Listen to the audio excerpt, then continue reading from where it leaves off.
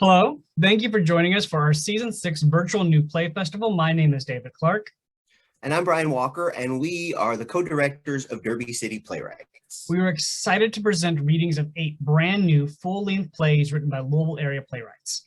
We're premiering these readings on July 24th and July 31st, but they will be available on our YouTube channel for the next few months, and we really hope that you'll tune in and watch all of them. The last step of most new play development programs ends in a public reading with feedback from the audience. But since we're online again this year, it makes that last step a bit more challenging. We hope if you have feedback, anything you think could help our playwrights on their journey with their new plays, you'll leave it for the playwrights either on the YouTube link or email to derbycityplaywrights@gmail.com with the playwright's name or play title in the subject line. You can even leave a comment on our Facebook page. We want to acknowledge the hard work that these playwrights have done to prepare for this day. We're a collective developing plays as well as playwrights, and that means everyone pitches in, everyone does heavy lifting, and these playwrights not only attended monthly feedback sessions to provide feedback on each other's plays for the last 8 months, but they've cast their plays, set up their own rehearsals and recordings. Many even directed and edited their own work. These writers did it all, and they are awesome. We also want to thank the amazing group of actors and directors who have shared their talents with our playwrights, both at our monthly meetings and for these recordings. We couldn't do what we do without them, and we dedicate these readings to them. And you want to join us? We're currently accepting submissions for our Season 7 group of playwrights. See our website for submission details. But hurry, our window closes on July 31st at midnight for consideration for our 2021-2022 season. And finally, we'll have a donation button on the live feed with a link on our website as well as at derbycityplaywrights.org. If you are able and believe in what we do, consider making a donation towards our next season, which will be in person again, and we have lots of exciting things in store. And thank you for tuning in. We hope that you enjoy the play, and we thank you for your support of new plays in the Ville.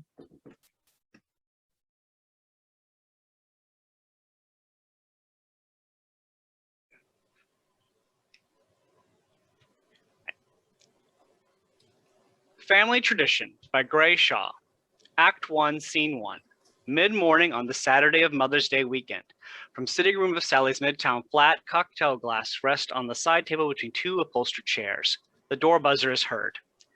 Sallie enters through downstage left doorway, moving upstage towards front door, pausing midway to return to the side table for a quick sip of her cocktail. Door buzzer again, then 3 more in quick successions. Sallie replaces glass on the table and then continues to door, opening it and stepping back, revealing Danielle in hallway with a large canvas bag on her shoulder. Did you bring it? Hi, Danielle. How are you? Danielle enters the room. Sallie reaches for Danielle's shoulder bag. Danielle twirls away, continuing to the writing desk where she places the bag down on the floor before moving to the sidebar. Her back now to Sallie. Sallie turns again to the front door, leaning out and looking down exterior hallway. It's a simple question, Danny. Oh, really? And why not, how was your trip down, Danielle? Jesus. Well, sure, he's been gone a bit longer, but hey, I'm family, right? Come on, Mom. It's been a whole year. You can't say hi to your daughter. Sallie closes the door, turning to face Danielle. So, did you bring it or not, Danny? It's Danielle, Mother. I haven't been Danny for years. Oh, please. You will always be my Danny. Sallie moves to the side table again, picking up her drink and taking a sip, all while casting a critical eye on Danielle. Danielle attempts to match Sallie's gaze, finally surrendering by turning to the sidebar, lifting the ice bucket lid. Starting a little early, aren't we? Why, yes, we are. We heard our daughter was coming by for her annual visit. It's 11 o'clock in the morning, Mom. I'm well aware of the time, Danielle. And you're already drinking. Oh, why, yes. I find 5 o'clock arrives much more quickly when I start drinking at 9. Are you really that afraid of my visits? Afraid of you? Don't be ridiculous. I'm your mother, for God's sake. Danielle moves to the chair next to Sallie's, sitting down. There is that. So how have you been, Mom? I'm still here. Yes, I can see that. What do you do with your days? You're looking at it, sweetheart. Please tell me you're not drinking every day. I'm not drinking every day? Stop! What, wrong reading? Seriously, Danny, give me another shot at this. I know I can get it. You think this is funny? Not one bit. Then how about a straight answer? I'm not drinking every day, Danielle. Thank God for that. The two match glares for a beat, then Danielle turns away, retreating to the sidebar and beginning to randomly adjust bottles and glasses. Sallie stands, moving downstage to the window, looking down at the street below. Yes, well, I try to mix things up a bit, don't I? Meaning? Meaning some days I stay in, some days I go out, and some days there's Margaret. That's nice. How is Margaret? She's still here. Jesus. Sallie takes a sip, eyeing Danielle. Danielle turns away to the sidebar, then gamely tries to engage once more. Maybe she'll come up later for a visit. Sure, you look forward to seeing her. Actually, I do. What's with you today? Nothing. And I understand Margaret is fun. As a matter of fact, she is. Yes, well, she didn't have to raise you. She was always there when I needed someone, Mother. How nice for you. Since when did I become mother? Since I apparently became Danny again. Anyway, I think it's good the two of you have each other. Do you now? Yes, you and Margaret have known each other a long time. So? So I'm just saying, that's nothing to take for granted. And who says I take Margaret for granted? No one. Jesus, I only meant that you should. I mean, really, Danny, you waltz in here for your once-a-year visit, only the third time in 13 years, I might add, and you question my friendship with Margaret? Imply that I somehow take her for granted? I didn't say any of that. Well, let me tell you something, young lady. I don't take waking up in the morning for granted anymore. Oh, stop with the drama. And forgive me for asking about Margaret. Sallie returns to her chair, sitting down. Very well. Apology accepted. Wait, that wasn't... Too late. Danielle stands, looking uncomfortably about the room before turning to Bar. And she wins another one. What's that? Nothing. I worry about you. Right. But I do, Danny. Well, don't. I'm doing just fine, Mother. Been taking care of myself for quite a few years now. So did you bring it or not? What do you think? To tell the truth, I don't know what to think anymore.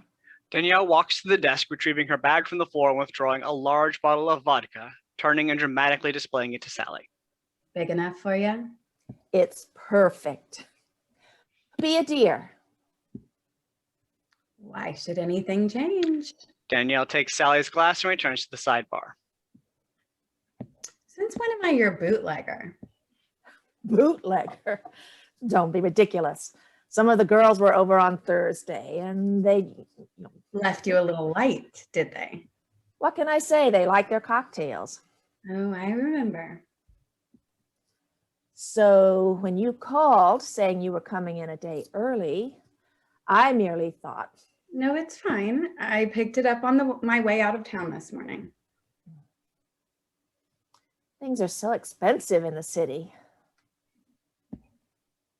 I was actually afraid you had forgotten. I'm your daughter, aren't I? According to that nurse. What nurse? The one at the hospital the night you were born. And she seemed so confident she had brought us the correct baby. Will you stop? What? Just stop, okay? Daddy told me there were no other babies born that whole night. Sure, believe him.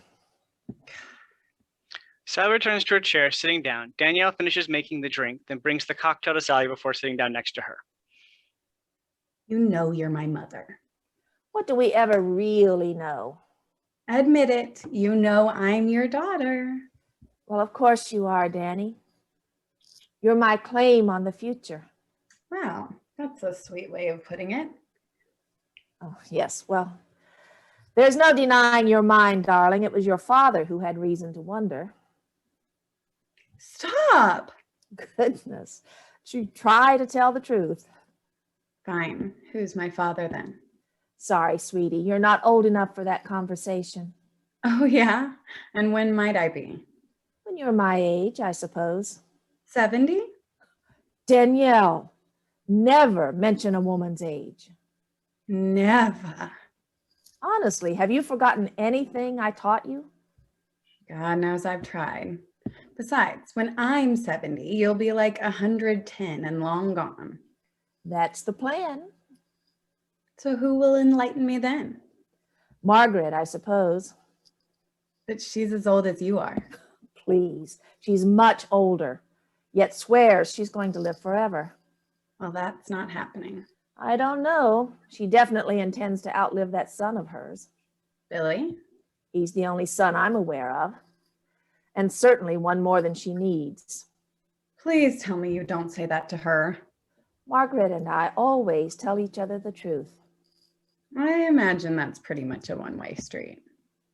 I don't know what you're talking about. Honestly, the things you dream up in that head of yours, Danny, I'm not the one playing games with the facts here, Mother. said the fiction writer. To old broads. Too ornery to die. Exactly.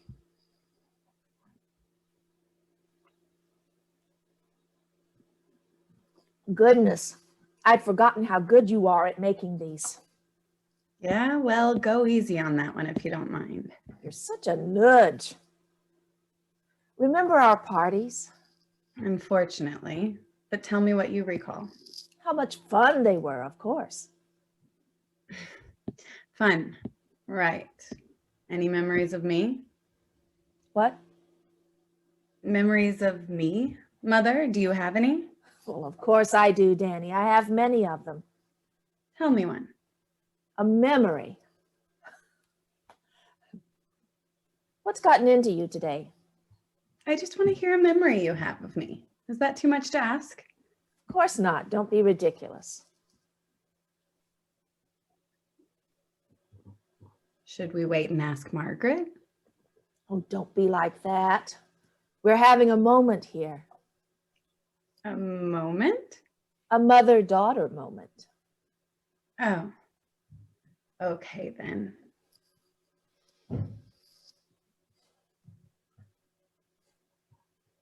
This is nice. Yeah, like a dream. Enough stalling, Mother. I'm not stalling. Then tell me a memory. Okay. I remember how quiet you always were. Quiet. Well, obviously you've changed, but yes, quiet like a little mouse. How sweet. I suppose, but also very quiet. Danielle moves to the sidebar, tentatively reaching towards the vodka decanter, taking hold and raising it before pausing, decanter in midair. Interesting. What is? What we choose to remember, We don't choose our memories, Danny. right? If only we could. Where would be the fun in that? Fun isn't quite the word I would choose here, Mother. Then what, pray tell? Overlooked, maybe? Oh, boo-hoo. And whose fault was that? Mine, I'm sure. You were always too timid to stand up for yourself, Danny. As I told you countless times, you are what you allow. And why didn't I listen? Danielle replaces decanter on sidebar and moves to the bookcase, taking a book and looking at it briefly, then replacing it and selecting another, examining this one more closely before replacing it and turning to face Sallie, smiling. A woman progresses in her own manner and to her own mark, and the world shall neither question her pace nor her path. Danielle returns to her chair, sitting down, still smiling. Wipe that smile off your face, young lady. What smile? Please. Feigned ignorance does not become you. That's a tough one. Yet you know the author. I know most authors, dear. So you say. I most certainly do. Some of the best have gathered in this very room over the years. And some of the worst. Yes, well, you take the bad with the good, Danny. Don't I know? So, the quote. A woman progresses. In her own manner and to her own mark. Yes, I know. Am I not even allowed to think? Sure, think away.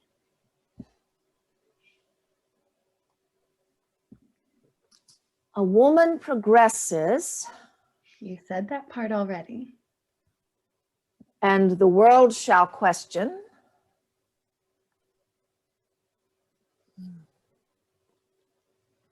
Neither her pace nor her path. Yes, Sound familiar? vaguely. It is a passage from an actual novel, correct? I know the rules. Just checking. We've been playing this game since I was 10. We have. 20 years now. I'm well aware of how old you are, Danny. Just checking. Sallie stands, drifting to downstage window, looking down at street again. What was that? Nothing. I thought you said something. Not a thing. Okay, then. At what point do we call time on this? This was much more fun when you were younger. I'll bet. You certainly had more respect for your elders back then. Did I? Well, yes, of course you did. Maybe my elders just seemed more respectable. Are you saying my friends and I were not respectable? I don't know. Were you? Of course, very respectable. Well, there you go. Seriously, Danny, I don't know what to think of you at times. I'm sorry about that, Mother. But I've found respect lends itself to trust. And trust can be very, well, dangerous. So dramatic. Yes, well. Perhaps you should have been the one to aim for a career on the stage. Oh no, not the mouse, Mother. The stage was all yours. One I left behind for you and your father. Yes, you did. Do you ever miss it? At times. But life is full of choices. Cliche. That's so unlike you. As I grow older, I find cliche often better defines the moment, as opposed to incessantly droning on and on about the obvious. I think I'm going to give you this one. Seriously? That's certainly worth the drive down. I'm glad you're finding your visit worthwhile. So out with it.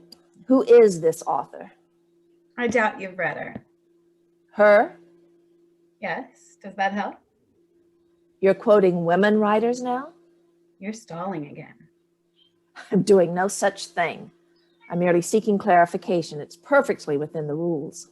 It is, and I'm happy to give you more time if you need it. Danielle stands, moving to the sidebar. For the record, I've regularly quoted women writers. Have you now? Many times. I remember differently. Yeah? Well, remember again. So who is this woman author? Just forget it. Come now, Danny. Come now, Danny. You can't expect to win the hand without showing your cards. Danielle turns away to the sidebar. Of course, if you'd rather not. Danny? It was me, Mother, from my first book. I mean, Christ, it's the very first line. I see. So you weren't playing quite fair then. What? You're kidding, right? There's a copy of it right over there on your bookshelf. That's not the issue, though, is it? Then what is the issue, Mother? Fair play? Fair play. Well, yes. If by fair play you mean not choosing a writer I was sure you hadn't read, then yes, I guess I wasn't playing quite fair. There are rules to the game, Danny. There always have been. What are you talking about? The quotes have to be those ascribed to known writers. Jesus. Well, yes, at least he would be someone read by more than just a few people. You're unbelievable. You know that? Unfucking believable. Danielle, language. Those are the rules. You may not like them, but they exist for a reason. Fine. You know what? I give up. You win, Mother. That's my Danny, always obsessed with the win. That's right. You're always right. Yes, well, I'm sure your father would have been proud. I'm sure he wouldn't have missed the reference to my work. I'm sure you think so. Danielle peruses the various decanters on the sidebar before unstopping one and smelling of it. Sallie watches her silently. That one hasn't been touched since the day he died. But Daddy's been gone 10 years, Mom. As of the 12th of next month. That's really sweet. Yes. Well, I never could stand scotch. Sallie moves to the downstage window. Yeah, really sweet. Danielle turns again to the sidebar, smelling of the scotch decanter once more before replacing its stopper and returning it to the sidebar. So, how is the writing? Pays the bills? That's good, isn't it? I think so. Then I'm happy for you. Thank you. And now a new book. Yes, though I wondered at times if I would ever get this one done. Your father had days like that, weeks, even months. Really? Oh, yes, but he always found a way through it all. So, is it any good? What? The book? Of course, the book. My publisher thinks so. Publishers, what do they know? Right. They're constantly printing crap. Exactly. Well, I sent you a draft. What did you think? You know, my eyes aren't up to reading anymore, Danny. Then I don't know what to tell you, Mother. Sallie finishes her drink, then walks to Danielle, holding out her now empty glass. Danielle takes the glass and returns to the sidebar. Any plans for the next one? Next what? Next book, Danny. Surely you have plans. We're just rolling this one out. The promotion tour starts Monday. Still, you can't sit on your laurels, Danny. I mean, what would your father say? Don't put ice in my scotch. Yes, I suppose he would.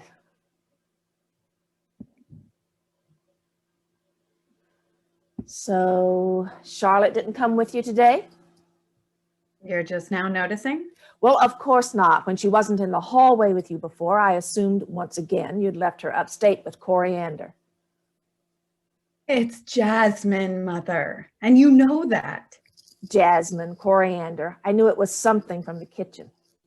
Would it be asking too much to at least remember her name? I don't know.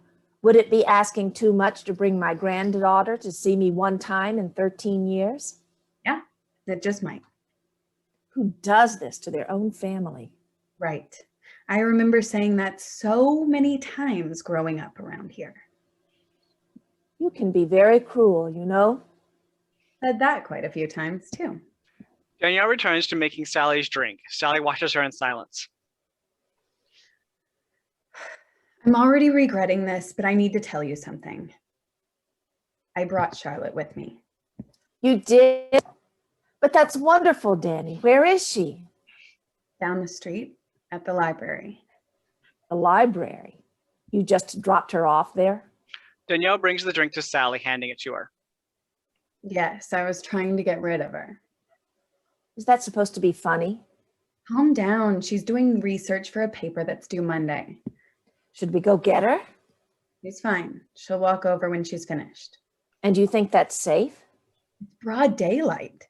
Besides, Jasmine's with her. Jasmine came.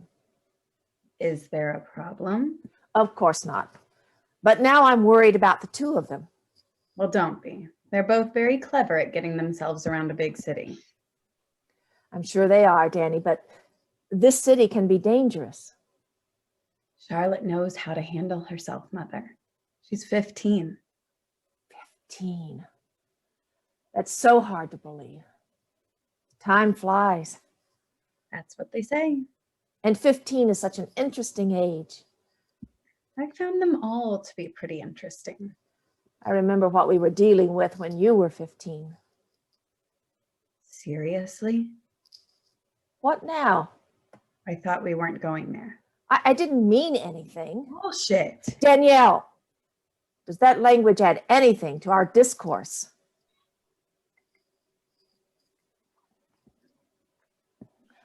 We're very lucky to have her. I'm glad you finally think so. What an awful thing to say. I remember thinking the very same thing when my mother suggested I abort my baby. That's not fair. No? You were 15, So? too young to have a baby. Yet there I was, pregnant. Obviously, but after everything that happened, I thought maybe you should. She was my baby, Mother. Well, of course she was, Danny. I was only trying to protect you. A little late at that point, don't you think? No. Things were different back then, not like they are now. Oh, so tell me, what were things like? People looked at teenage pregnancy differently. I know my mother sure did. And that warrants removing that little girl from my life 13 years ago? Please. It wasn't right, Danny. Walking out of here at 17 with a 2-year-old child. Maybe I was tired of being attacked for being an underaged, unmarried mother. I did no such thing. Did. I did not. I never said anything like that. Maybe not, but I could see it in your eyes. And I could sure as hell hear it in your voice. And what about after you left? Not allowing us to see Charlotte at all. You're only allowed to screw up one family member per lifetime, Mother. And I had that spot fully claimed from birth. That's not... No, we are not doing this. I appreciate your bringing Charlotte today. Okay, but I'm expecting your best behavior this weekend. Of course, don't be ridiculous. I'm serious, and that goes for Jasmine too. We don't need a repeat of what happened at Daddy's funeral. Yes, well, hopefully we can all behave this time around. I'm just hoping you can, Mother. Trust me, I'll be happy with that much. Sallie stands, taking a long drink from her glass before walking to the sidebar. So what about it, Mom? Think you can behave? What's this? Have we stopped talking again? And how long will it be this time? Danielle moves to upstage right door, opening it. I'm going out to get our luggage. I'll leave this door unlocked so I can get back in. Hurry back up, Danielle. We'll get lunch. Danielle exits. Sallie refreshes her drink, then turns downstage, unsteadily drink in hand, walking to the doorway and exiting. End of scene. Act 2, Scene 2, or Act 1, Scene 2. Front sitting room approximately 10 minutes later. Danielle re-enters with 2 suitcases, looking around room before collecting her shoulder bag from the floor, then exiting through downstage left doorway. End of scene. Exterior lighting slowly dims prior to Scene 3, indicating the passage of some time 3 to 4 hours later. Act 1, Scene 3, front sitting room. Having napped, Sallie is now sober, her social norms such as they are, having returned for the moment. Sallie enters through the downstage left doorway, turning on various lights, ending at the sidebar, making a fresh drink before returning to her chair and sitting down. Danielle enters through downstage left doorway, her bag on her shoulder. I thought I heard you. I put our things in the back bedrooms. Charlotte's are in my old room. Pretty strange seeing them in there. You were gone when I came back. I figured you must have gone back to lie down a bit. You had a nice nap? Danielle moves to the writing desk, placing her bag on the floor, then to the chair next to Sallie, sitting down, her smile now gone, staring downstage as well.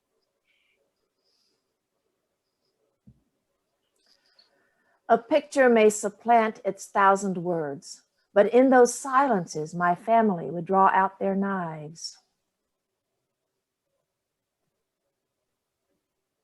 Seriously? I thought it was appropriate. God, Close. Have another guess? come on, Mom. Come on yourself, Danielle. But it's too easy. Then name the author. It's Daddy, Of course. And do you remember which book? Hmm. Well, do you? Raised by Wolves.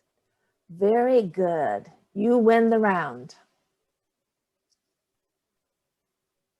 Did you really think I wouldn't know that one?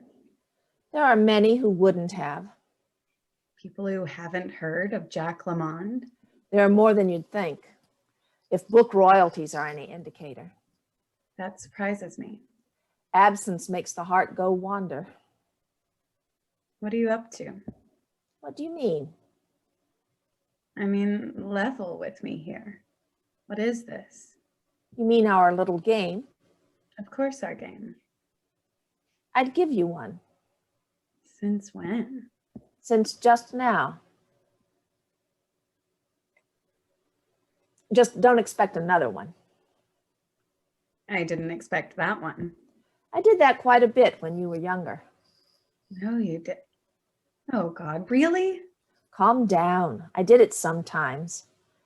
Besides, it never hurts to let a child win occasionally. Do you really think you needed to let me win? Don't be ridiculous, Danielle. I'm talking about when you were little. But you just, And you don't know how lucky you were. that you let me win? No. Will you forget about that? Lucky your father kept that family of his away from you. Well, I wouldn't know about that, would I? Take my word for it.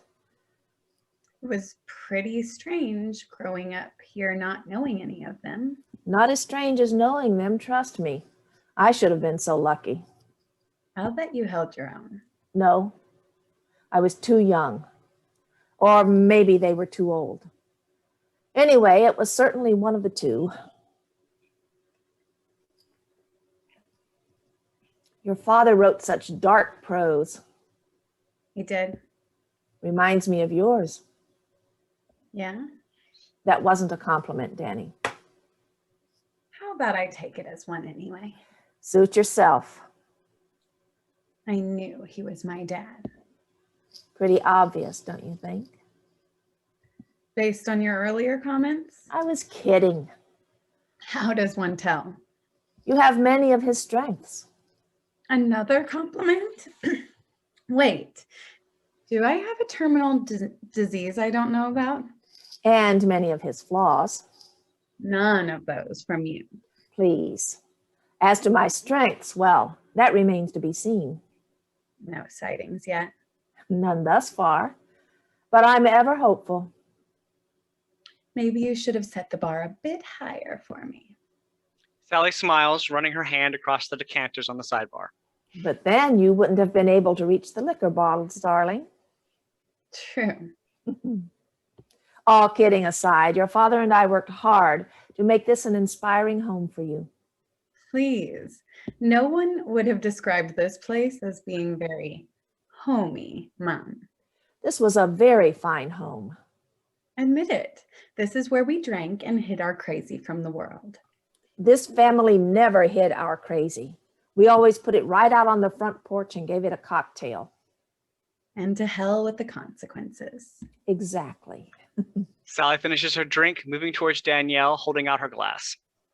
Already? Have one with me. I really shouldn't. Shouldn't? I promised Jasmine. Oh, for God's sake, Danielle, have a drink with your mother. I suppose one can't hurt. That's my girl. Danielle takes glass and returns to the sidebar, beginning to mix two drinks. I was always so proud of you. That's something, I suppose. I'm serious, Danielle. I certainly could have done worse. Thanks, Mom. I mean, look at Billy. Will you stop? I didn't mean you were like Billy. You really don't like him, do you? God, no. But why? Because he's a miserable son to Margaret. He's not that bad. Please, I don't know how she puts up with him. Can't you be nice? Why, is it Thursday? You can't be nice every day? Too much effort. Danielle finishes the drinks, bringing one to Sallie. Sallie pats the chair next to her. Danielle sits down as Sallie raises her glass. To old broads. Too ornery to die.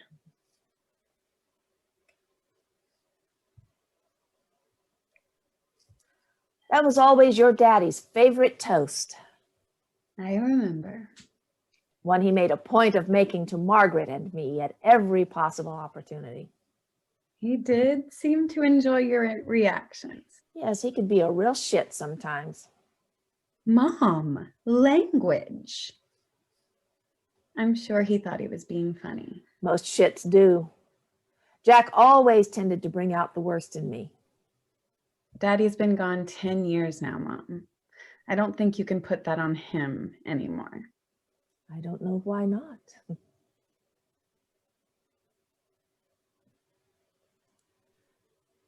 This is nice. Another mother-daughter moment. Exactly.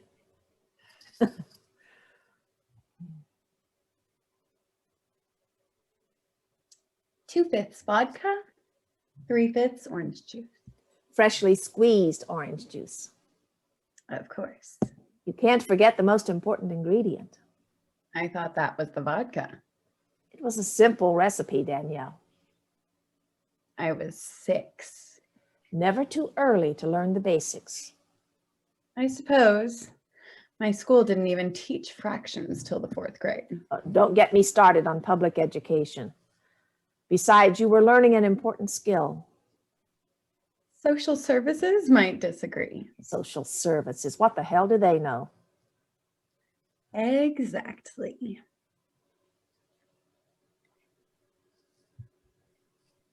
It was like that little jigger cup was made for your tiny hand.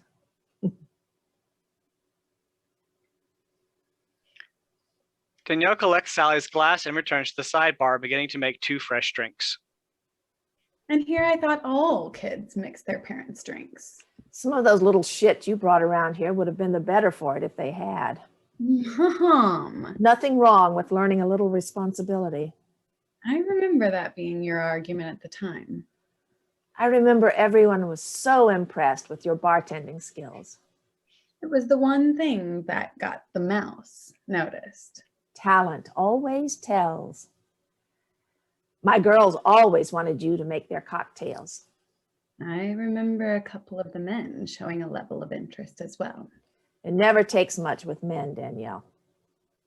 Don't I know? Maybe we should have left them all at home. No argument from me. Well, still, you take the bad with the good. Where have I heard that before? Danielle finishes drink, returning to and handing one to Sally before sitting.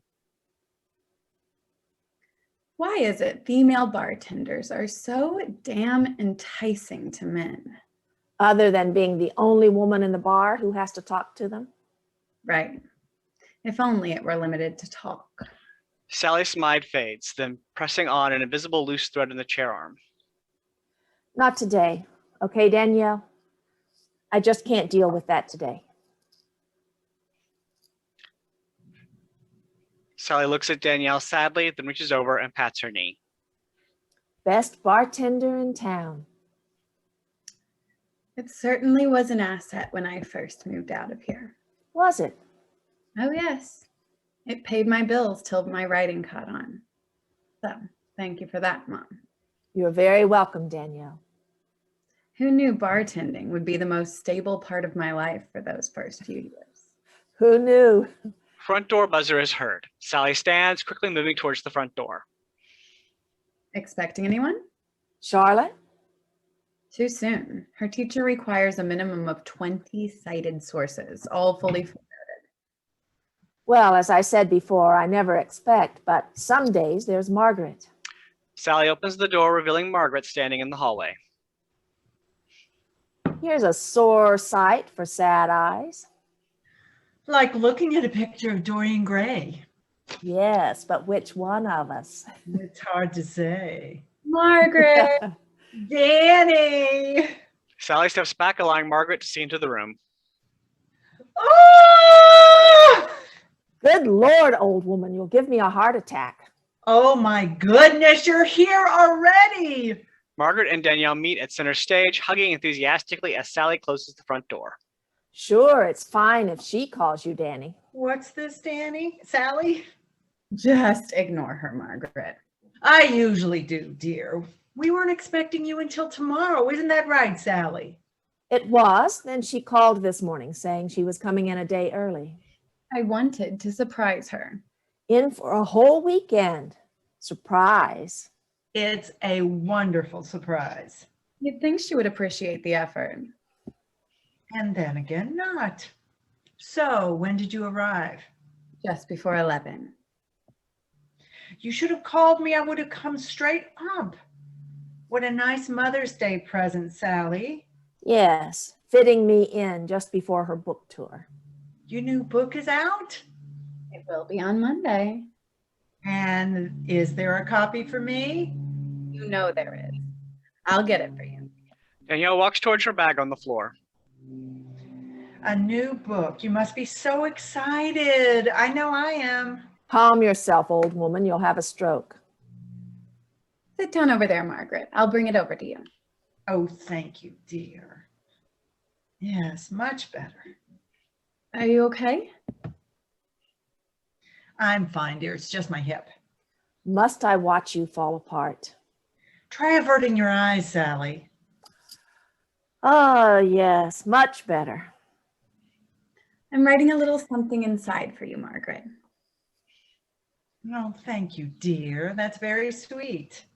Forget about the book, Danielle. Get the poor woman a drink. Margaret? A little early, isn't it? Who are you performing for? Certainly not me. God knows our baby bartender isn't fooled. Lay off her, Mom. Maybe she doesn't want a drink. I still can't believe you sucked me in. What a horrid phrase. And no one sucked you into anything, Danielle. It's fine, Danny. If I'm staying, I'm sure I'll need one. No one's twisting any arms here, Margaret. If you don't want a drink, don't let the door hit you on the way out. Hush, Mom. Here you are, Margaret. Oh my, what a beautiful cover. I thought so. Danielle stands behind Margaret's chair as Margaret reads the inscription. Oh, that's lovely, Danny. Thank you. Look, Sallie. Yes, Margaret, they call them books. And there goes your chance for a free copy. Whatever shall I do? Danielle bends down, kissing Margaret on the cheek. I've always appreciated how much you supported my writing, Margaret. It's been a pleasure, dear. You have true talent, just like your father. Thank you. That means so much to me. Well, it's true. Now, I want to pay you for this. Don't be ridiculous. Yes, Margaret, don't be ridiculous. Writers don't need money. They give their books away. Hush, Mom. I'm not taking your money, Margaret.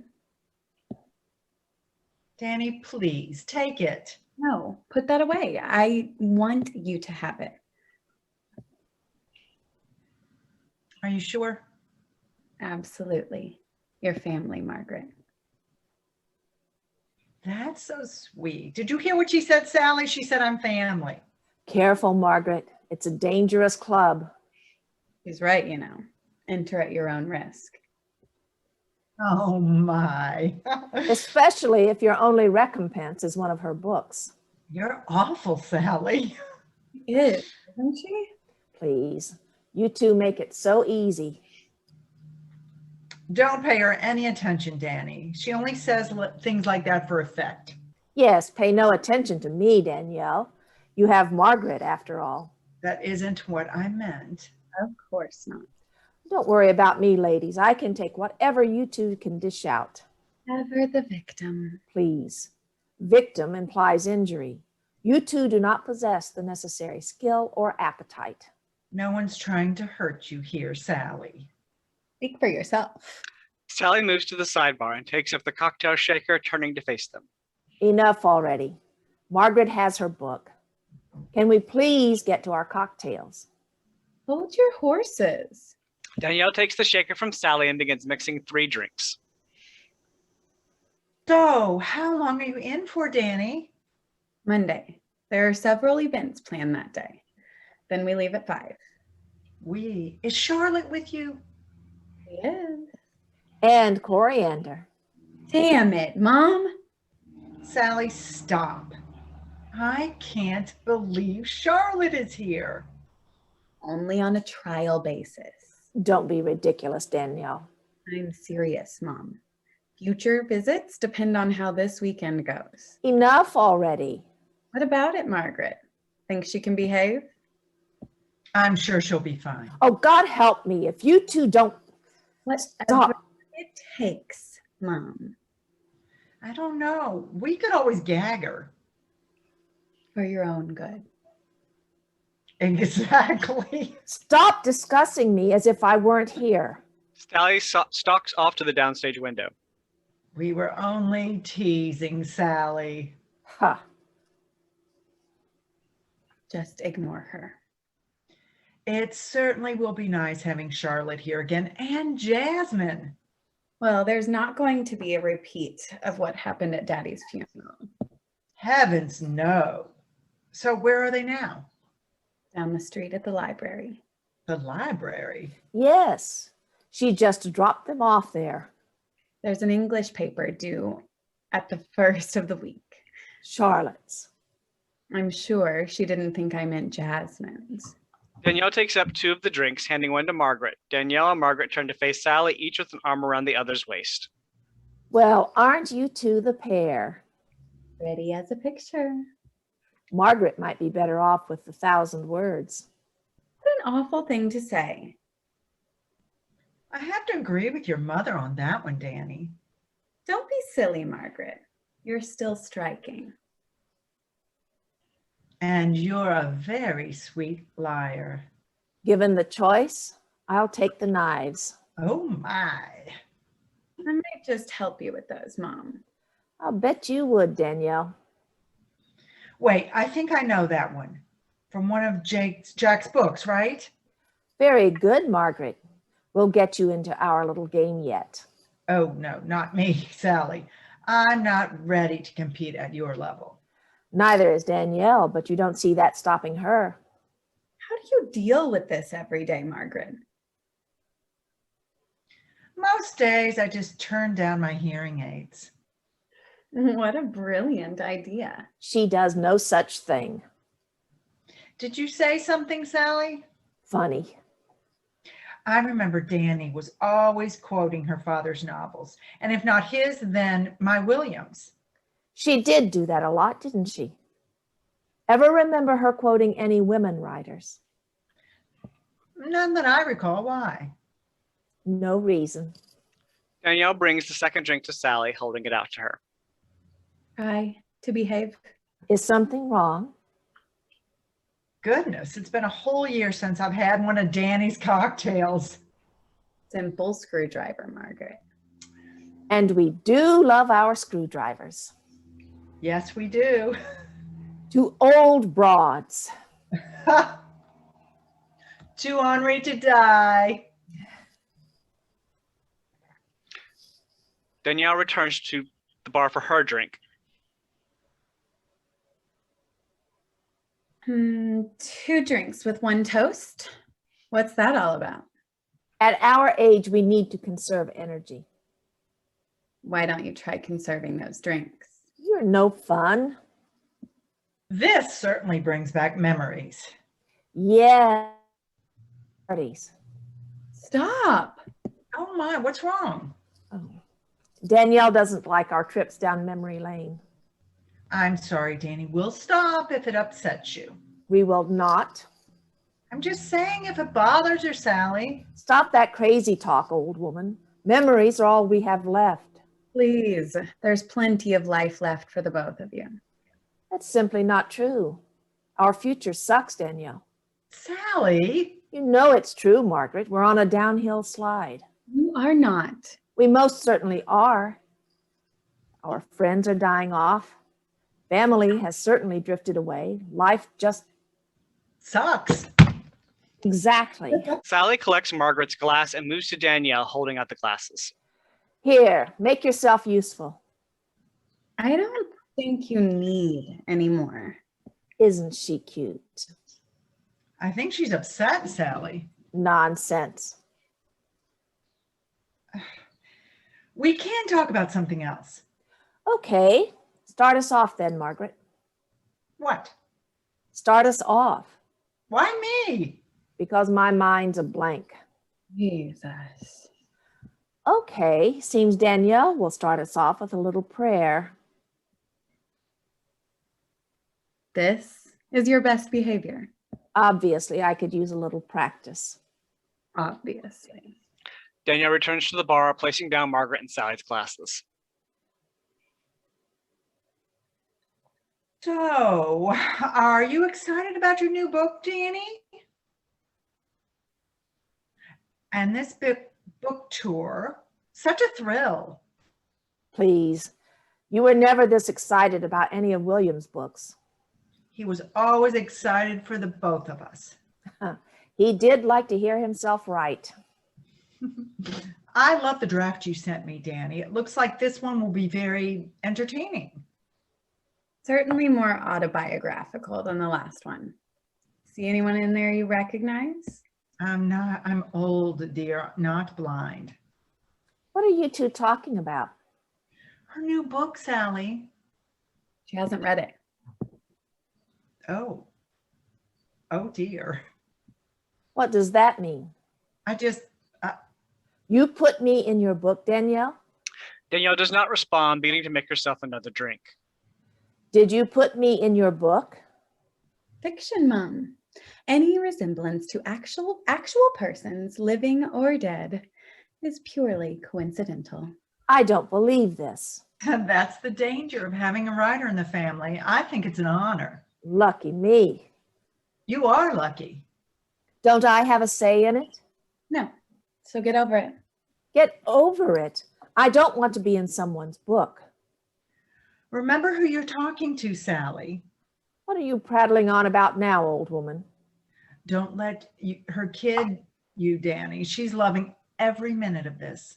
I don't want to be in someone's book, you crazy loon. Oh, Hey, enough. Well, I don't. please.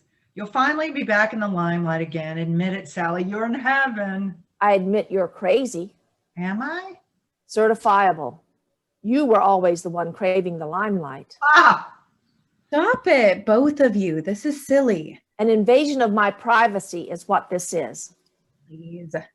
I'm serious, Danielle. I promise not to let it happen again. It's too late now. Why don't you drop it then? What I should do is call my lawyer. You know what? Fine. Call your lawyer. I think I will. Oh, Sallie. Don't oh Sally me. What if Billy pulled a stunt like this? I can only imagine the things he'd have to say about you. Enough. How do you put up with her, Margaret? I suppose I deserve it, Danny. The hell you do. Billy is lucky to have a mother like you.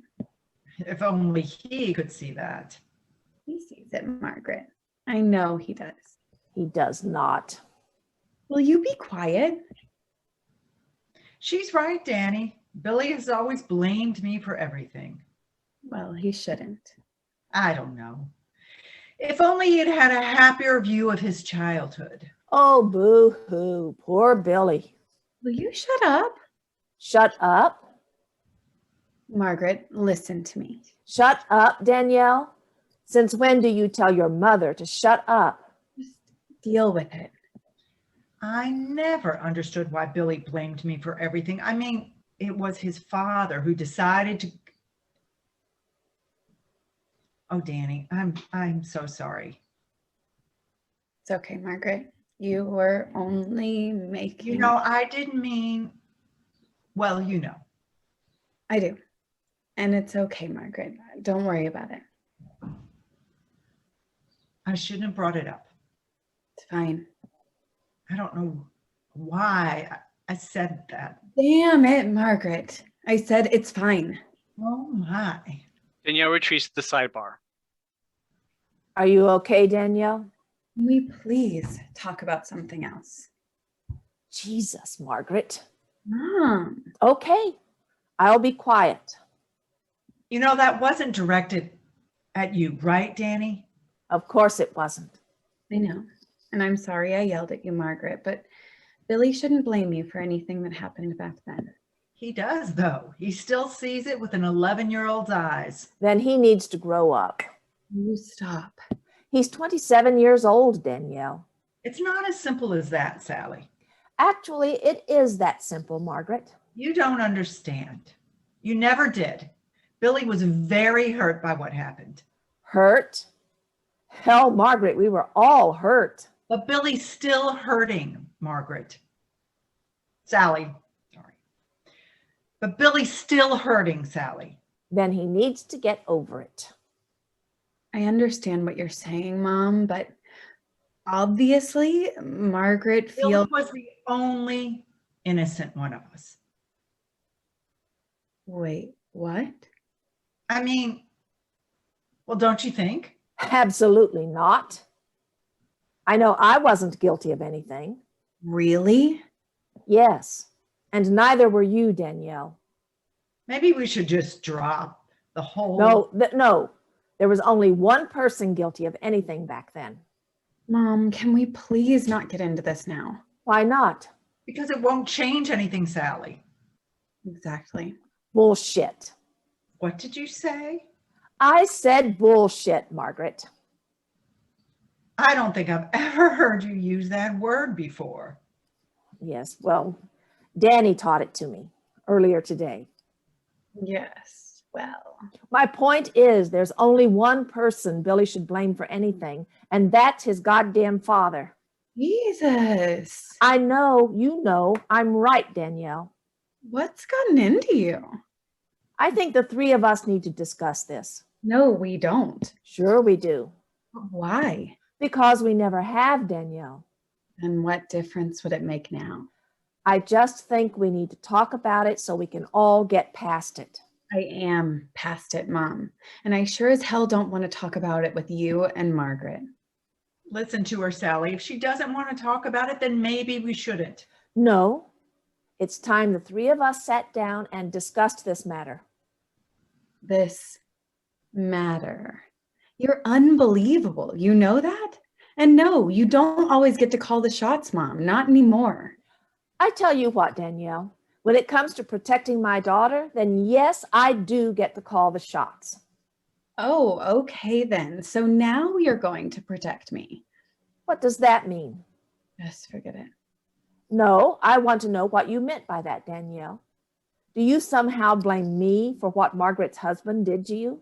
Why don't we all try to calm down? Yes, I do blame you, Mom. You do?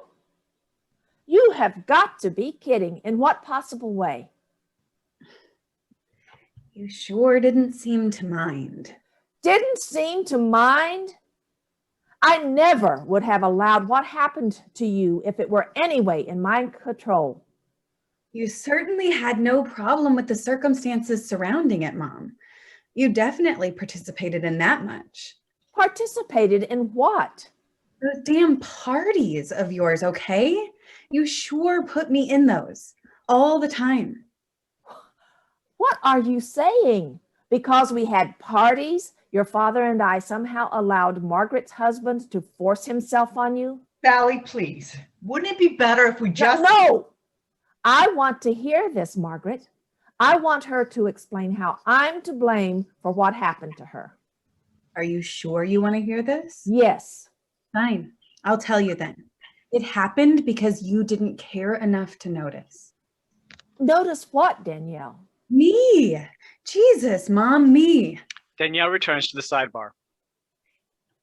What was happening to me? I mean, Christ, he was slipping me sips of his drink all night long.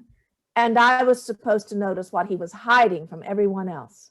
No, you were supposed to notice me. But I did notice you, Danielle. I always notice you. No, you don't. You only notice me when it reflects positively on you. You always have. You never cared enough to notice me, to protect me when it counted. How can you say that? Because you just kept those goddamn parties of yours. Danielle turns to the sidebar again. So, Yeah. Hell of a time to not have a drink. Seriously? I think I have to agree with your mother on this one, Danny. Yeah. Maybe we could all use one about now. Now she agrees with me. Danielle takes the lid off the ice bucket, tipping it towards her, looking inside. No ice. There's always more in the kitchen. Danielle moves upstage towards the kitchen door. Margaret stands. I'll come help you. I think I can manage getting some ice by myself, Margaret. How about I come along anyway? I mean, if that's okay. Danielle exits through upstage left doorway. Margaret follows, exiting. Sallie looks around room, then walks to bookshelf, removing a book and looking at it briefly without opening it, before replacing it and turning downstage, exiting. End of scene. End of Act 1. Act 2, Scene 1.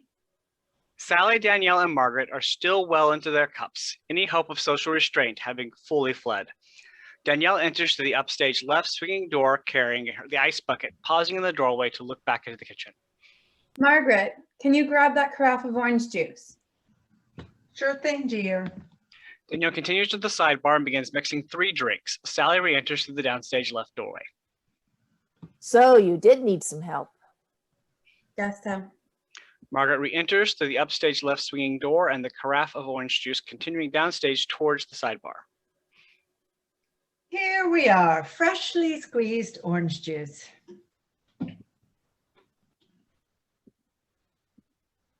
Oh, yes, thank you, Margaret. Margaret continues to the sidebar, placing the carafe on the sidebar before returning to her chair and sitting down. Sallie joins her, sitting as well. You know, Danny, I don't think it's very fair putting all of this on your mother. It certainly is not. Don't defend her, Margaret. I'm just saying. William was the adult in the situation. He knew it was wrong. Like rape is ever right. Oh, well, that might be a bit of a dangerous word to use. Excuse me? Exactly what word should we use, Margaret? Just leave it alone, Mom. Seriously? Just leave it. If that's what you want. I do. Okay? So leave it. Fine. I just want to understand exactly what it is we're leaving. Mom.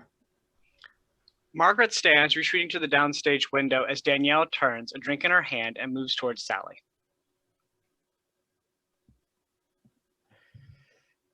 I need to talk to the two of you about something. I was wondering when we would get to that. Meaning? Meaning the reason for you being here today, Danielle. That's not fair. I've come in to see you on Mother's Day 3 years in a row now. Goodness, is it 3 whole years? I don't even know why I bother. You twist everything. I try to... For the day. Yes, Danielle, for Mother's Day. Never the entire weekend. Well, forgive me for thinking that coming in a day early would give us more time. More time? When has that ever been your goal? Jesus. Why don't we all try to calm down? I am calm. Maybe you'd be happier if we just... Danny, don't. Just tell us what you have to say. Why? She doesn't want to hear it. That's not true. Look, I'm glad you're here, Danielle. I'm glad you're all here. Sure doesn't seem like it. Enough. What is it you want to talk about? Danielle moves towards Margaret with a drink. Here, Margaret. Thank you, Danny. So? It's about Charlotte. Charlotte, is something wrong? No, she's fine. I just want to keep it that way. What does that mean? Danny? We decided a long time ago that Charlotte would not be told anything about her father. Charlotte doesn't know about William? And what? That's something you think you can avoid? Since she was little, Jasmine and I have been the only parents Charlotte has known. She's not little anymore, Danny. I'm well aware of that, Margaret. And what if she asks? And she will ask, you know. I know that too, Mom. And? She Already has. Oh, God. When? On her birthday last week. I'm surprised it took her that long.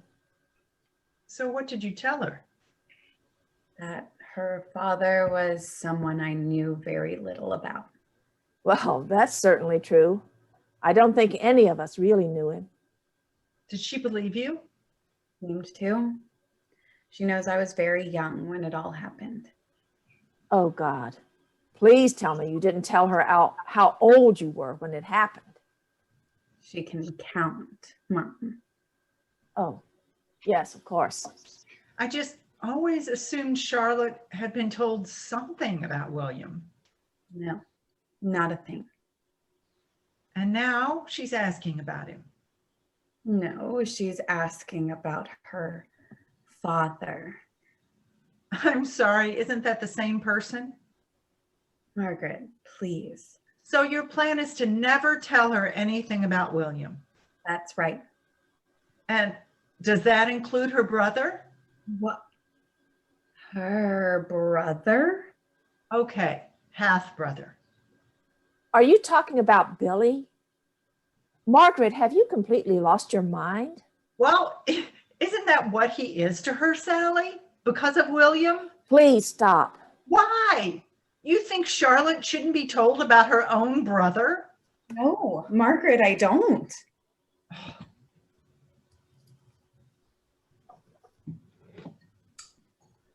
She asked about meeting him.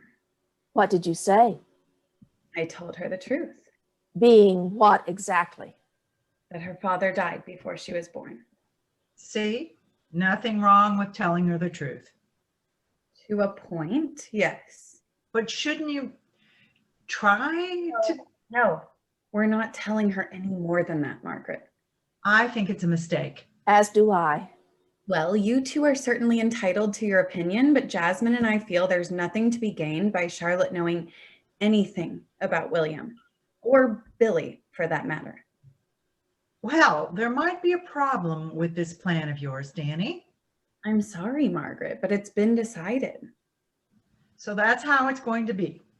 Yes, that's how it's going to be. Danielle turns away again, facing sidebar.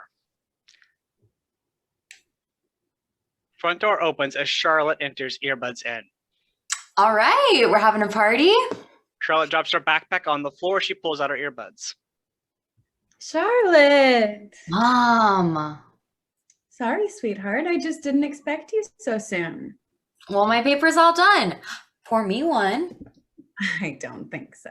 Aw, you're no fun. Jasmine enters through open front door, pausing to look around room. What's going on? What do you mean? Have you been drinking? Danielle nonchalantly puts her drink down on the bar behind her. Maybe. Jesus, Danielle. Come on, Jasmine. It was one drink. Right. Blame me, Jasmine. It's my fault. I asked her to have a drink with me. I'm sure you did, Sallie. Up, will you?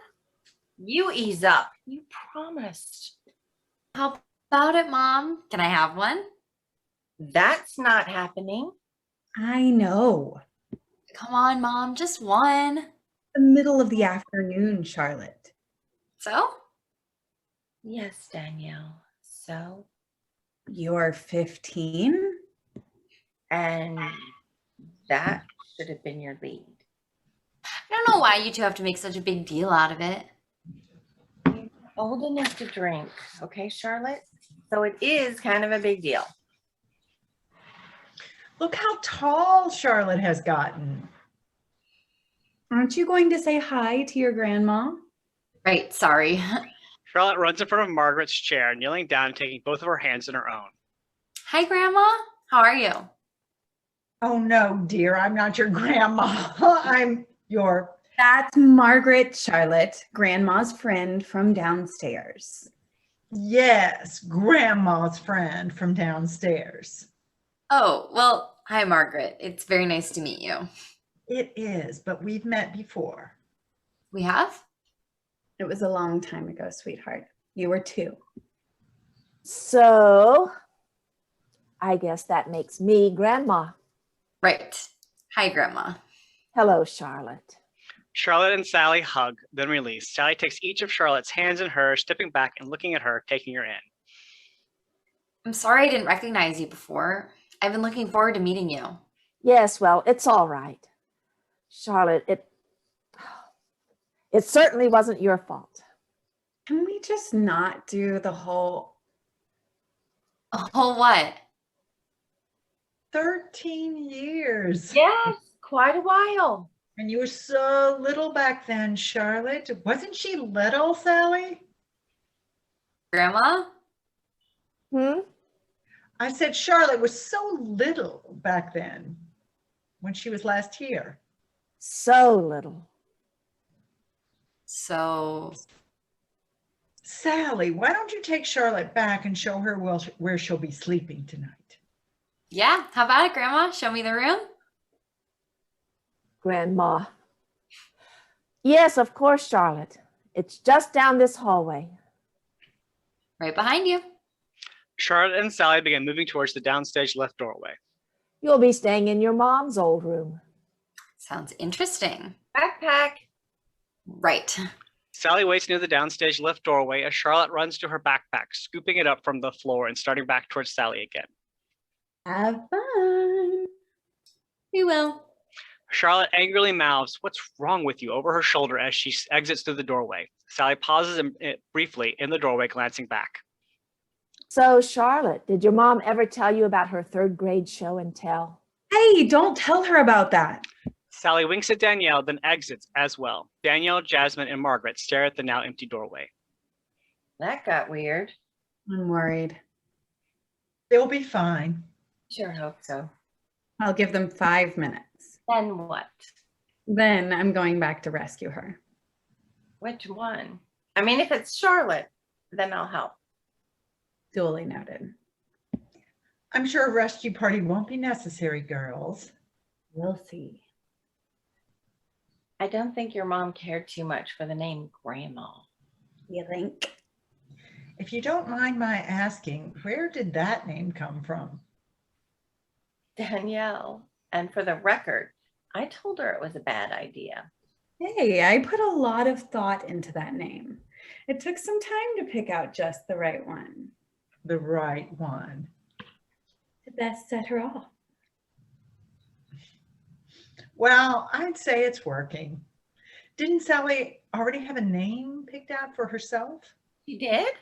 Isn't that right, Danny? I remember her using quite a bit before the two of you left. Danielle feigns confusion. Well, I don't know. I mean, Danielle's been referring to Sallie as Grandma in front of Charlotte for at least 10 years. Ever since Daddy's funeral. Oh, now I see. Yeah, it's pretty ingrained.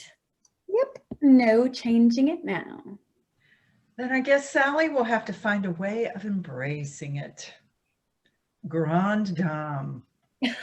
I'm sorry, what? That was it. Oh, you gotta be kidding me. Nope. Grande dame. That a bit pretentious. Have you met my mother? Only once, 10 years ago at your dad's funeral. And that wasn't enough for you? Good point. Well, I've known Sallie for more than 45 years. You just have to let certain things go. It's been 30 years for me, Margaret. I still can't do it. She certainly is your mother's daughter. It's her mother's daughter. Scary, huh? Hey, don't even joke. Give it some more time, Danny. Maybe another 15 years. I doubt it will change anything. That would mean 45 years for me. But I'm worth it, right? We'll see. Charlotte re-enters through the downstage left doorway. Oh no, what's wrong? Nothing's wrong. Gran just wants her drink.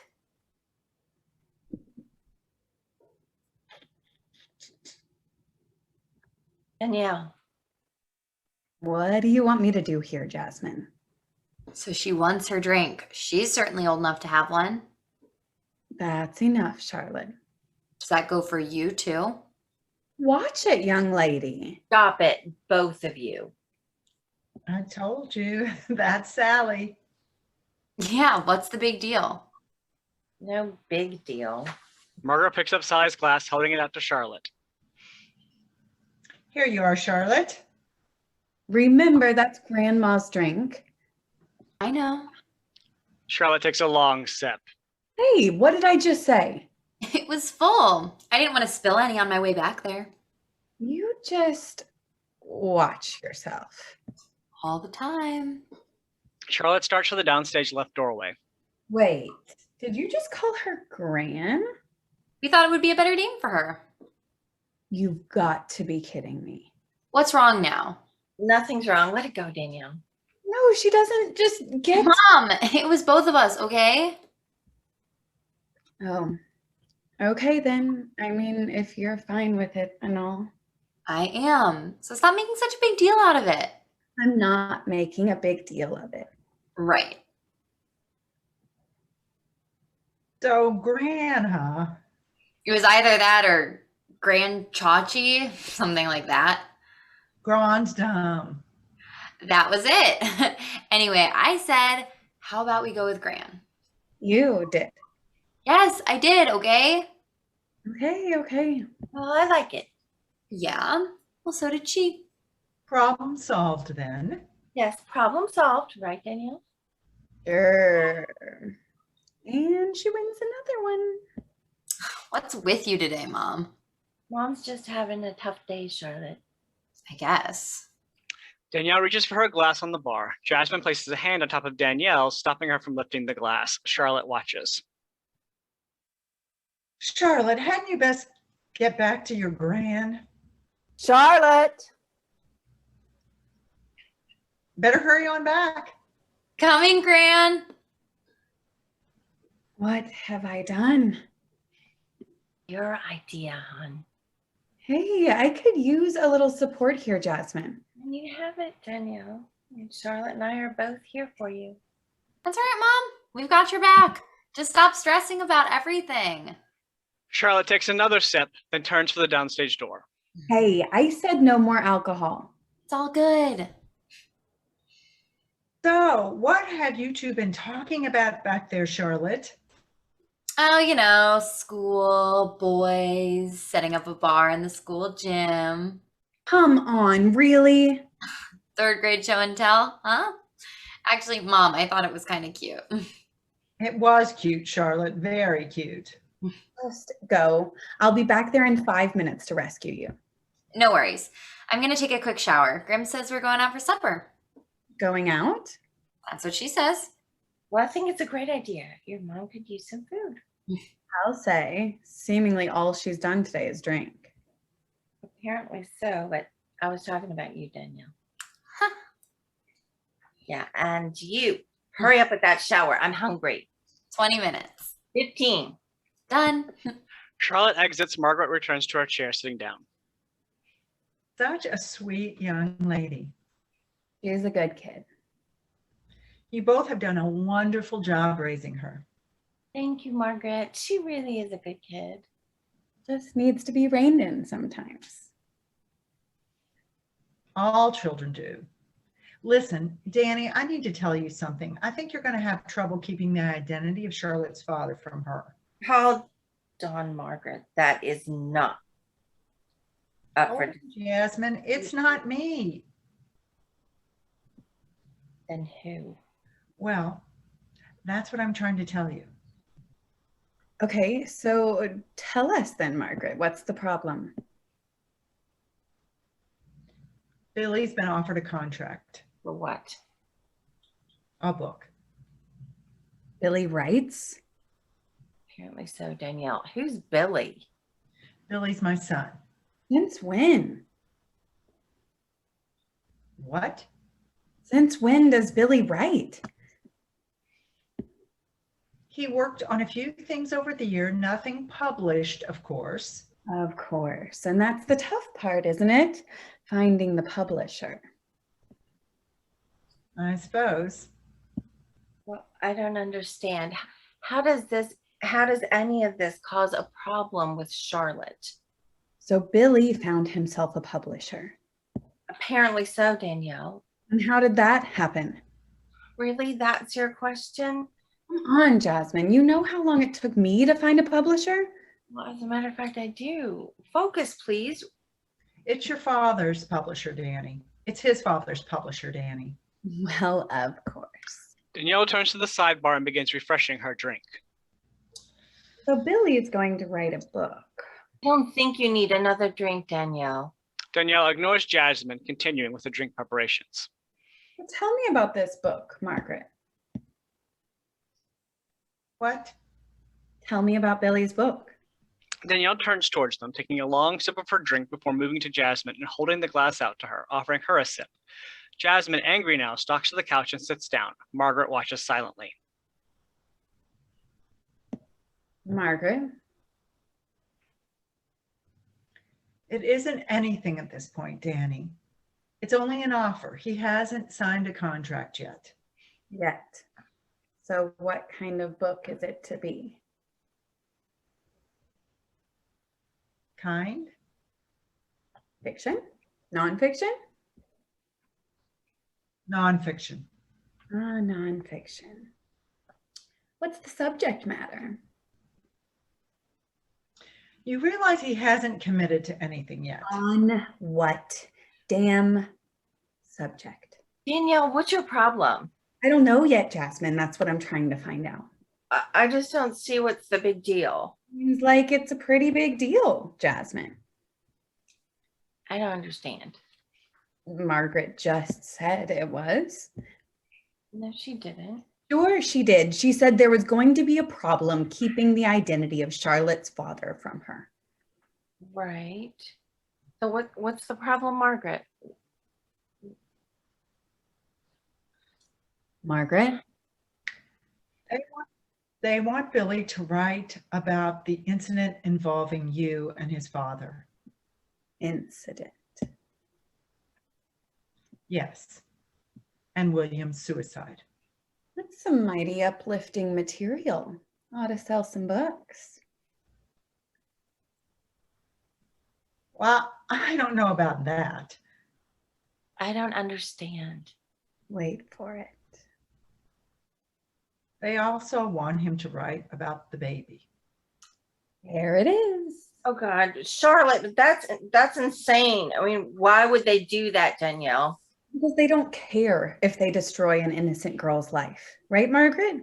Whatever gets William's book selling again. I assure you, none of this was my idea, Danny. Right. I think Margaret's trying to help Danielle. Is that right?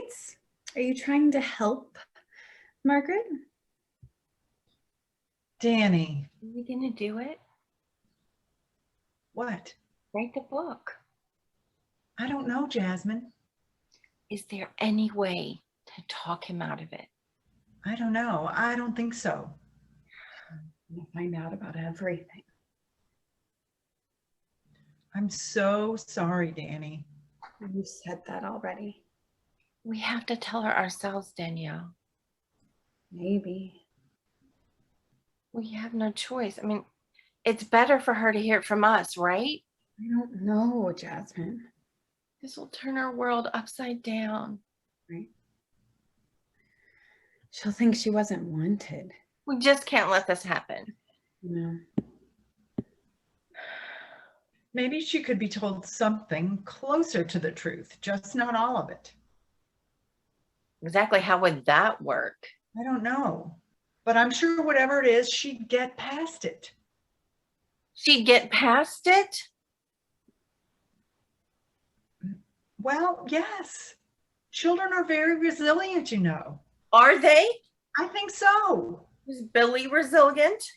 Billy was only 11 when it happened, right? right.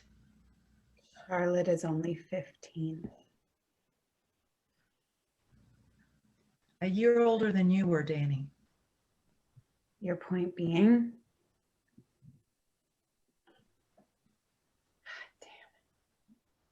We can deal with this, Jess. We can deal with this, Danielle. Can we, Jasmine? Yes. We just need to think it through. Isn't like puzzling out some plot line. exactly what it's like. I really am sorry, Danny. Stop saying that, goddammit. Sallie enters, drink in hand. Danielle, be quiet. I could hear you all the way down the hall. No, Charlotte. She's fine. Still in the shower, thank God. What's going on in here? Seems Billy's writing a book. Billy writes? Really? What's with you people? Yes, Sallie, Billy writes. About what? William and Danielle, it would seem. And Charlotte. Is this true, Margaret? He's been offered a contract, Sallie, that's all. And you didn't tell me?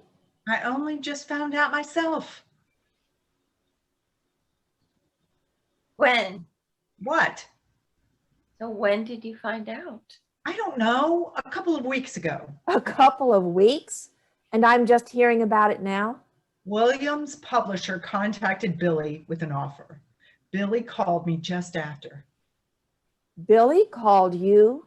Yes. Really? As I said, it all happened so quickly. Apparently. Sallie finishes her drink, then moves towards the bar. What is it with all these books? Doesn't anyone write a letter anymore? Please stick to the issue. And what issue would that be, Jasmine?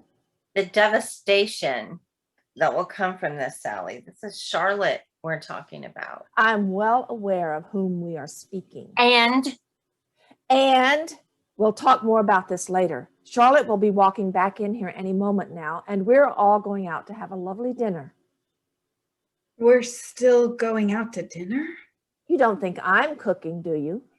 Well, I thought, no, you're right, of course. I don't know what the hell I was thinking. awful. Don't be so dramatic. What are you talking about, Sallie? This is going to destroy Charlotte's world. Please. Tell me, Jasmine, do you have family?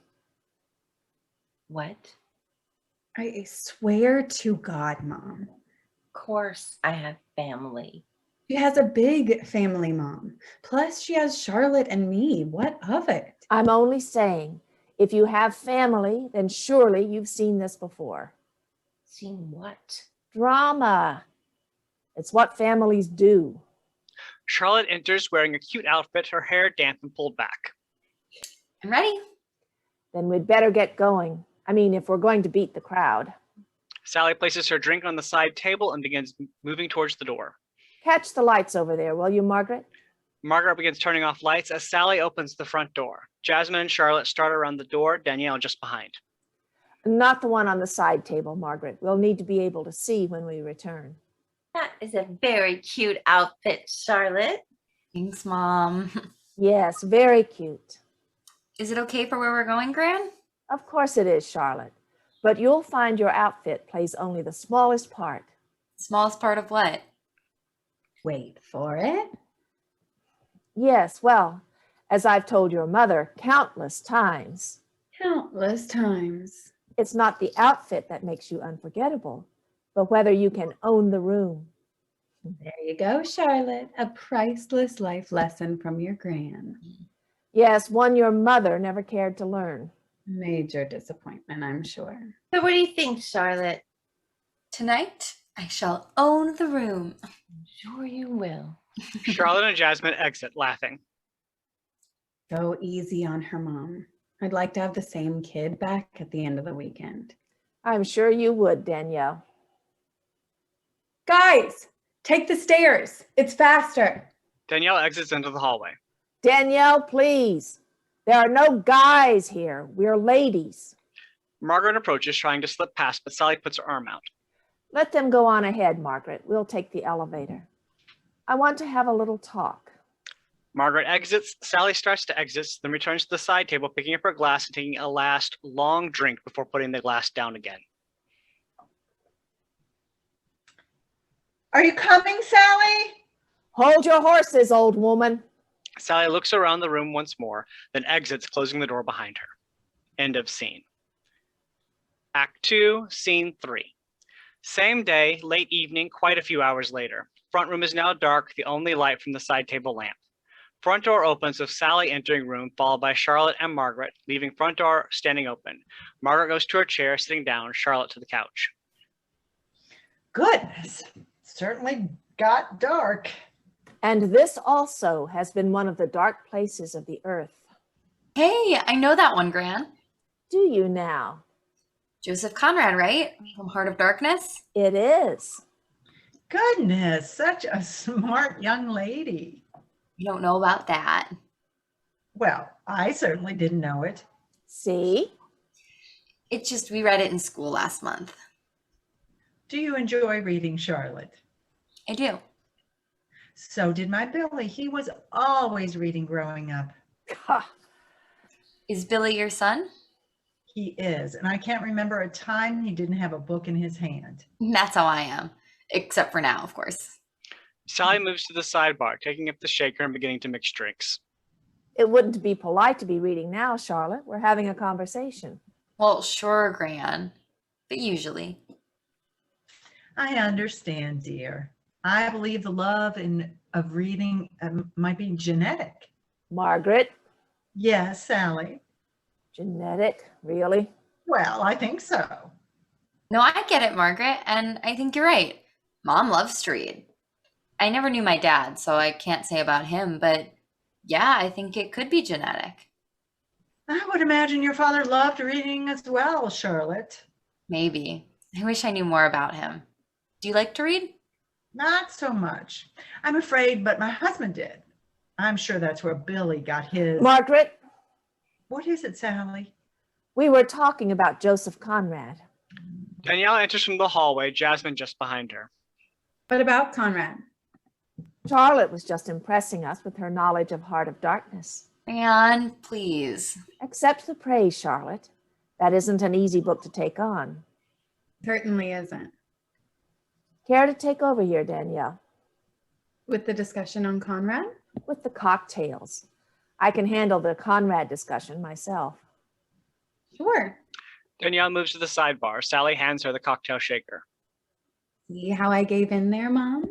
You're such a dear. Danielle, I don't think that you should. When in Rome, Jasmine. Cliche, Danielle. Better than droning on and on about the obvious, Mom. Danielle begins making drinks. Sallie stands beside her. Jasmine watches briefly, then angrily stalks to the couch, sitting down next to Charlotte. I can't believe I'm saying this, Charlotte, but your gran is right. Accept the praise. Danielle pours 3 drinks, then picks up 2 of them, turning to Sallie, takes the 2 drinks from Danielle, then walks past Margaret, heading straight for Jasmine, holding out one of the glasses. Mom? Yes? Danielle looks at Jasmine, starting to speak, as Sallie turns again towards Jasmine, offering her the drink more insistently. Thank you, Sallie. You're welcome. Something wrong, Danielle? It's fine. I have one here for you too, Margaret. Thank you, Danny. Danielle brings a drink to Margaret, then returns to the bar and pours herself a drink from what remains in the shaker. Sallie returns to her chair, sitting. To old broads. Too ornery to die.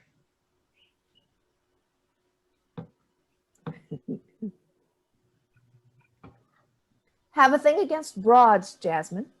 What's abroad? I never thought much about them, Sallie. Maybe it's the drink. What's abroad, Mom? I think it's fine, Sallie. Not everyone likes orange juice. True. Could be the vodka. Mom, What? I'm just trying to be a good host. is that what you call it? As I said, Sallie, the drink is fine. Are you sure? If not, I'm sure Charlotte would take it off your hands. That's right, Mom, if you don't want it. The drink is fine. I don't know. Seems maybe you don't. I really said it's fine. Goodness. I was merely asking. And asking and asking. May I offer a toast? Of course. Jasmine, you don't have to do that. To the future. To the future. and the demise of ornery old broads. Jasmine hands Charlotte her now empty glass. Here you go, Charlotte. Knock yourself out. Gee, thanks, Mom. Yeah, don't mention it. Beautiful place you have here, Sallie. How about a little tour? A tour. Well, sure. I mean, first time here and all. I'm afraid it's getting a bit late for me. Don't leave yet, Margaret. It's still early. No, I should be getting myself home. We have a big day tomorrow. So you'll be up for breakfast? Mother's Day breakfast with lemon pancakes. I wouldn't miss it for the world. So how about it, Sallie? A little tour? Oh, I suppose we could do a quick spin around the place. Margaret, be sure to come up early. I'll have the coffee going and we'll get everything started. I guess I have my marching orders. Yes, so. Yes, well, I'll see you in the morning then. Coming, Jasmine? Right behind you, Sallie. Sallie exits through downstage left doorway. Jasmine begins moving downstage as well, followed after her. Danielle falls in beside Jasmine. What about you? Sure you don't need another drink? No, why would Right. Jasmine exits. Danielle returns to the sidebar and puts down her drink, then follows after Jasmine exiting. Margaret, unaware of Charlotte's continued presence in the room, stares at the empty doorway before taking up her drink. What's abroad? Oh my. Sorry, I didn't mean to startle you. No, it's fine, dear. I forgot you were here. What was it you asked? I was wondering about broads from the toast.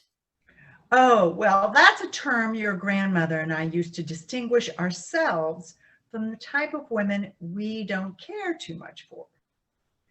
Floozy, ditzes, uptight. Well, never mind. Uptight bitches, huh?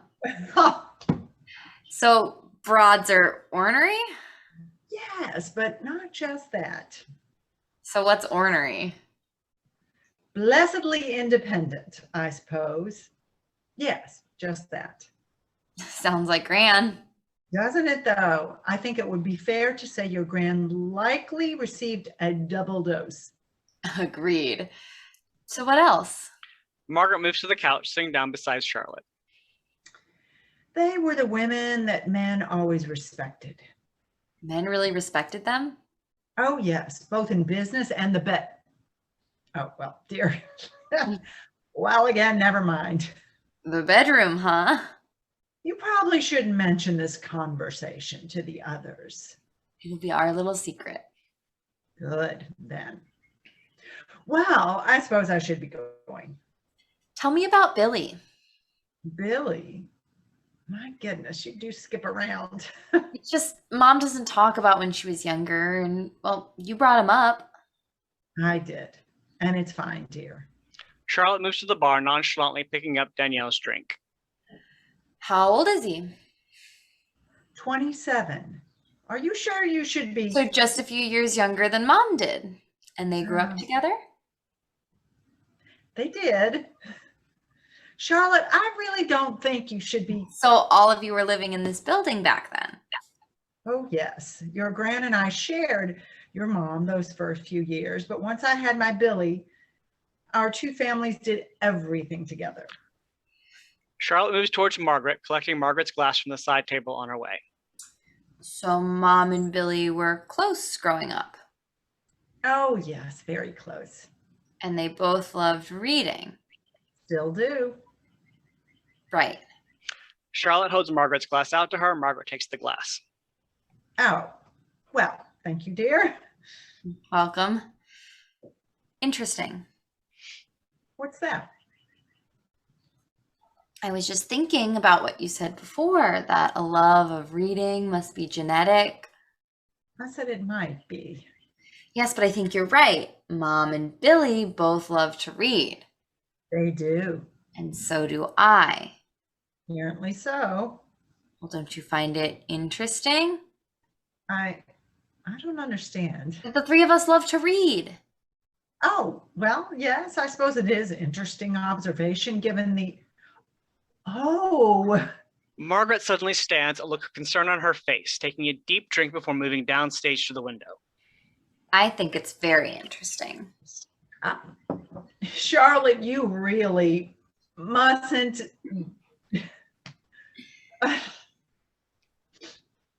What is it? Well, I came here hoping to meet my grandmother after all this time, and now I find. Find what? So you and Gran go way back, huh? Yes, we were friends long before we had children, even before husbands. You in high school together? No, but we were roommates all the way through college. I bet that was fun. Oh, yes. Like it or not, when one is with Sallie, one always has fun of one sort or another. I wish you could have met her when she was younger. Your gran was a very talented actress. I didn't know that. Your mother never told you? Like I said, Mom doesn't talk much about Gran. I imagine that would be true. So Gran was an actress. Oh, yes, we both were.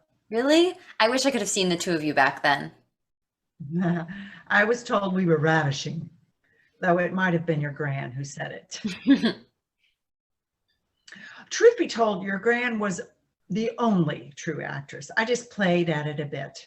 I've always wondered where she might have ended up if we hadn't met those two writers. Writers?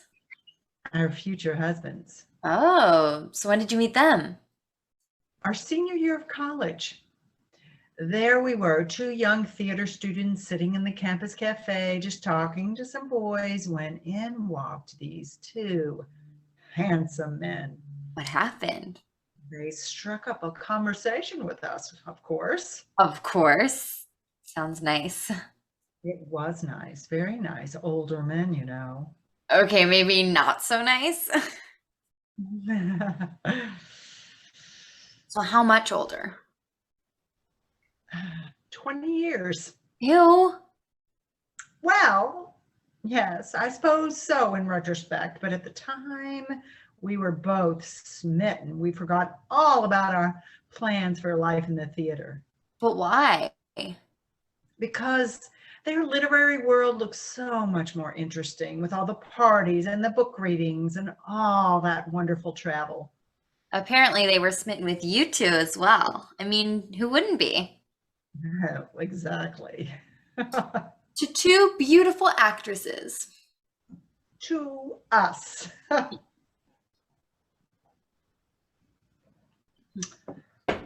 So then you both got married? Oh dear, that's rather strong, isn't it? We did, in the very same ceremony. And so ended our lives in the theater. That's sad. I suppose. Margaret stands, taking Charlotte's glass, returning the glasses to the bar. A little? Come on, Margaret. You gave up everything for a husband. I got plenty in return. Sure doesn't seem like it. What? Of course I did. We had lots of good times, Bill and I. Plus I got my Billy.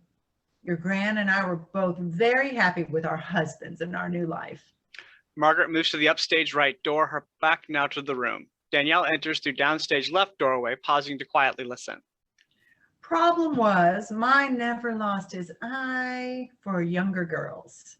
Margaret turns towards Charlotte, suddenly seeing Danielle in the doorway. Oh, Danny, you finished already? Is the tour finished already? Mostly, but I've seen it before. I thought you'd gone back downstairs. I started to, then Charlotte and I began talking. So I heard. Margaret was telling me about broads. She asked about the toast. Ah, yes, the infamous toast. I wanted to know what ornery meant. Leading, of course, to a conversation about William. Who's William? My husband. The writer. Yes. So you were discussing William. Mom, why are you being so... Actually, we were talking about when Sallie and I first met one another. Back in college, when they were both actresses? Well, that might be stretching things a bit. As I said, I mostly played and acting. Your Gran was different, though. No, she's different, all right. Well, I think it's amazing that Gran and Margaret were actresses. It was a long time ago, Charlotte. So it sounds like fun. I'm sure it was, sweetheart. Hard to believe they gave it all up. I sure wouldn't have. Well, if Gran hadn't given it up, you wouldn't be here to make that choice. What do you mean? Well, with no me, there's no you, kiddo. Still. Tell you what, why don't you ask Gran tomorrow whether she thinks it was all worth it? I'm sure she will tell you it most certainly was. Hopefully you're right, Margaret. Anyway, you can talk more about it in the morning. For now, I'm afraid we need help getting those suitcases unpacked. I can do that later. No, Charlotte. What's the rush?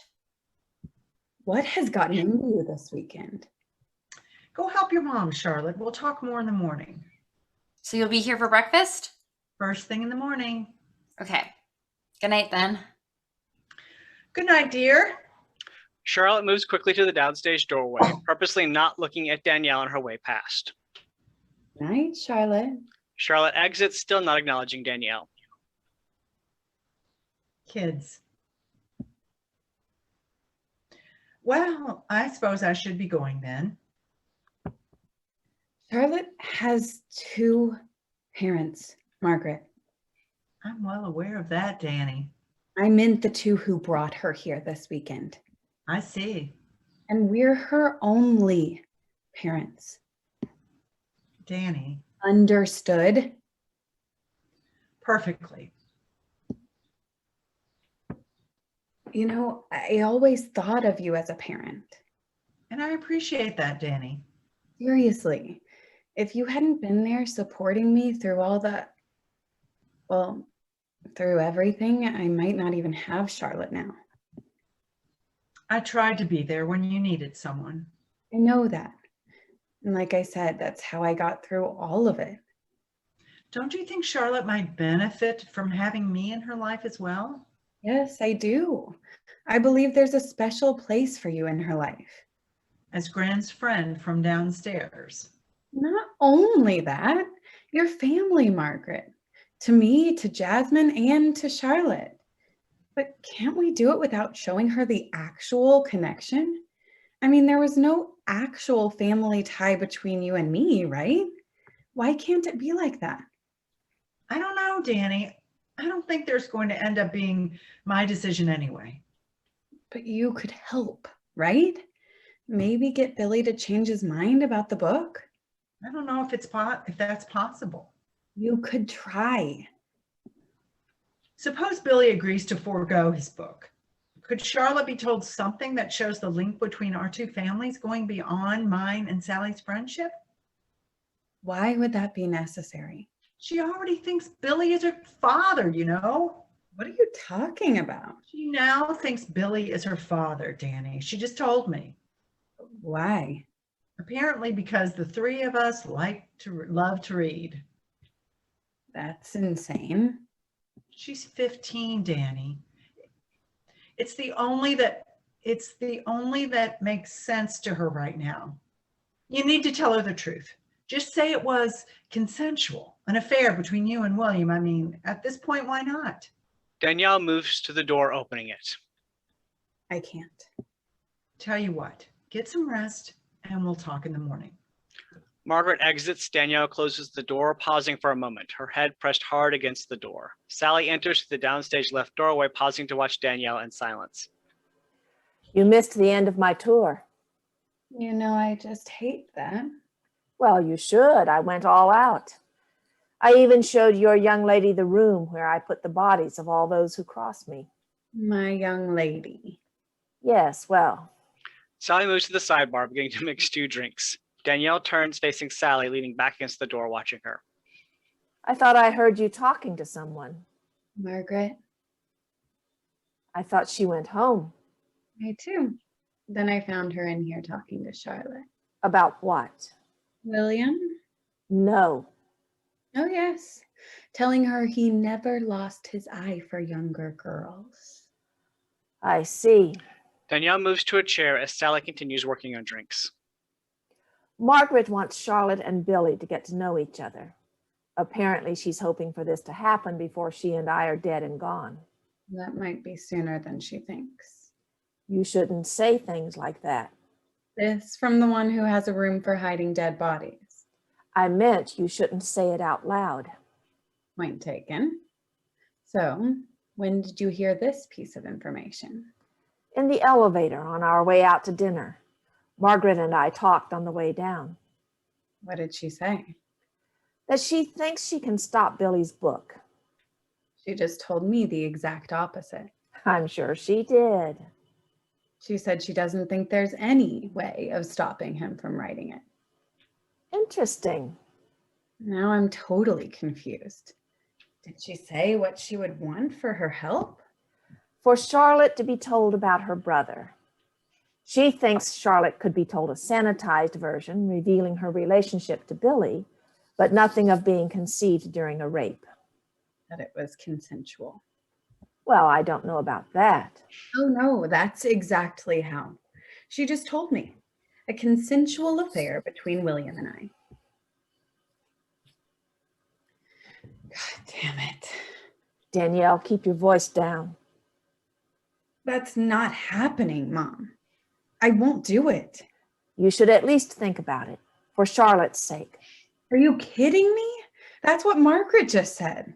Maybe you should then. The hell with that.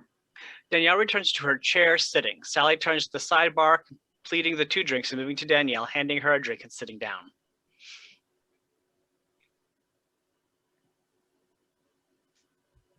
Can you get her to change her mind? I don't know, Danielle.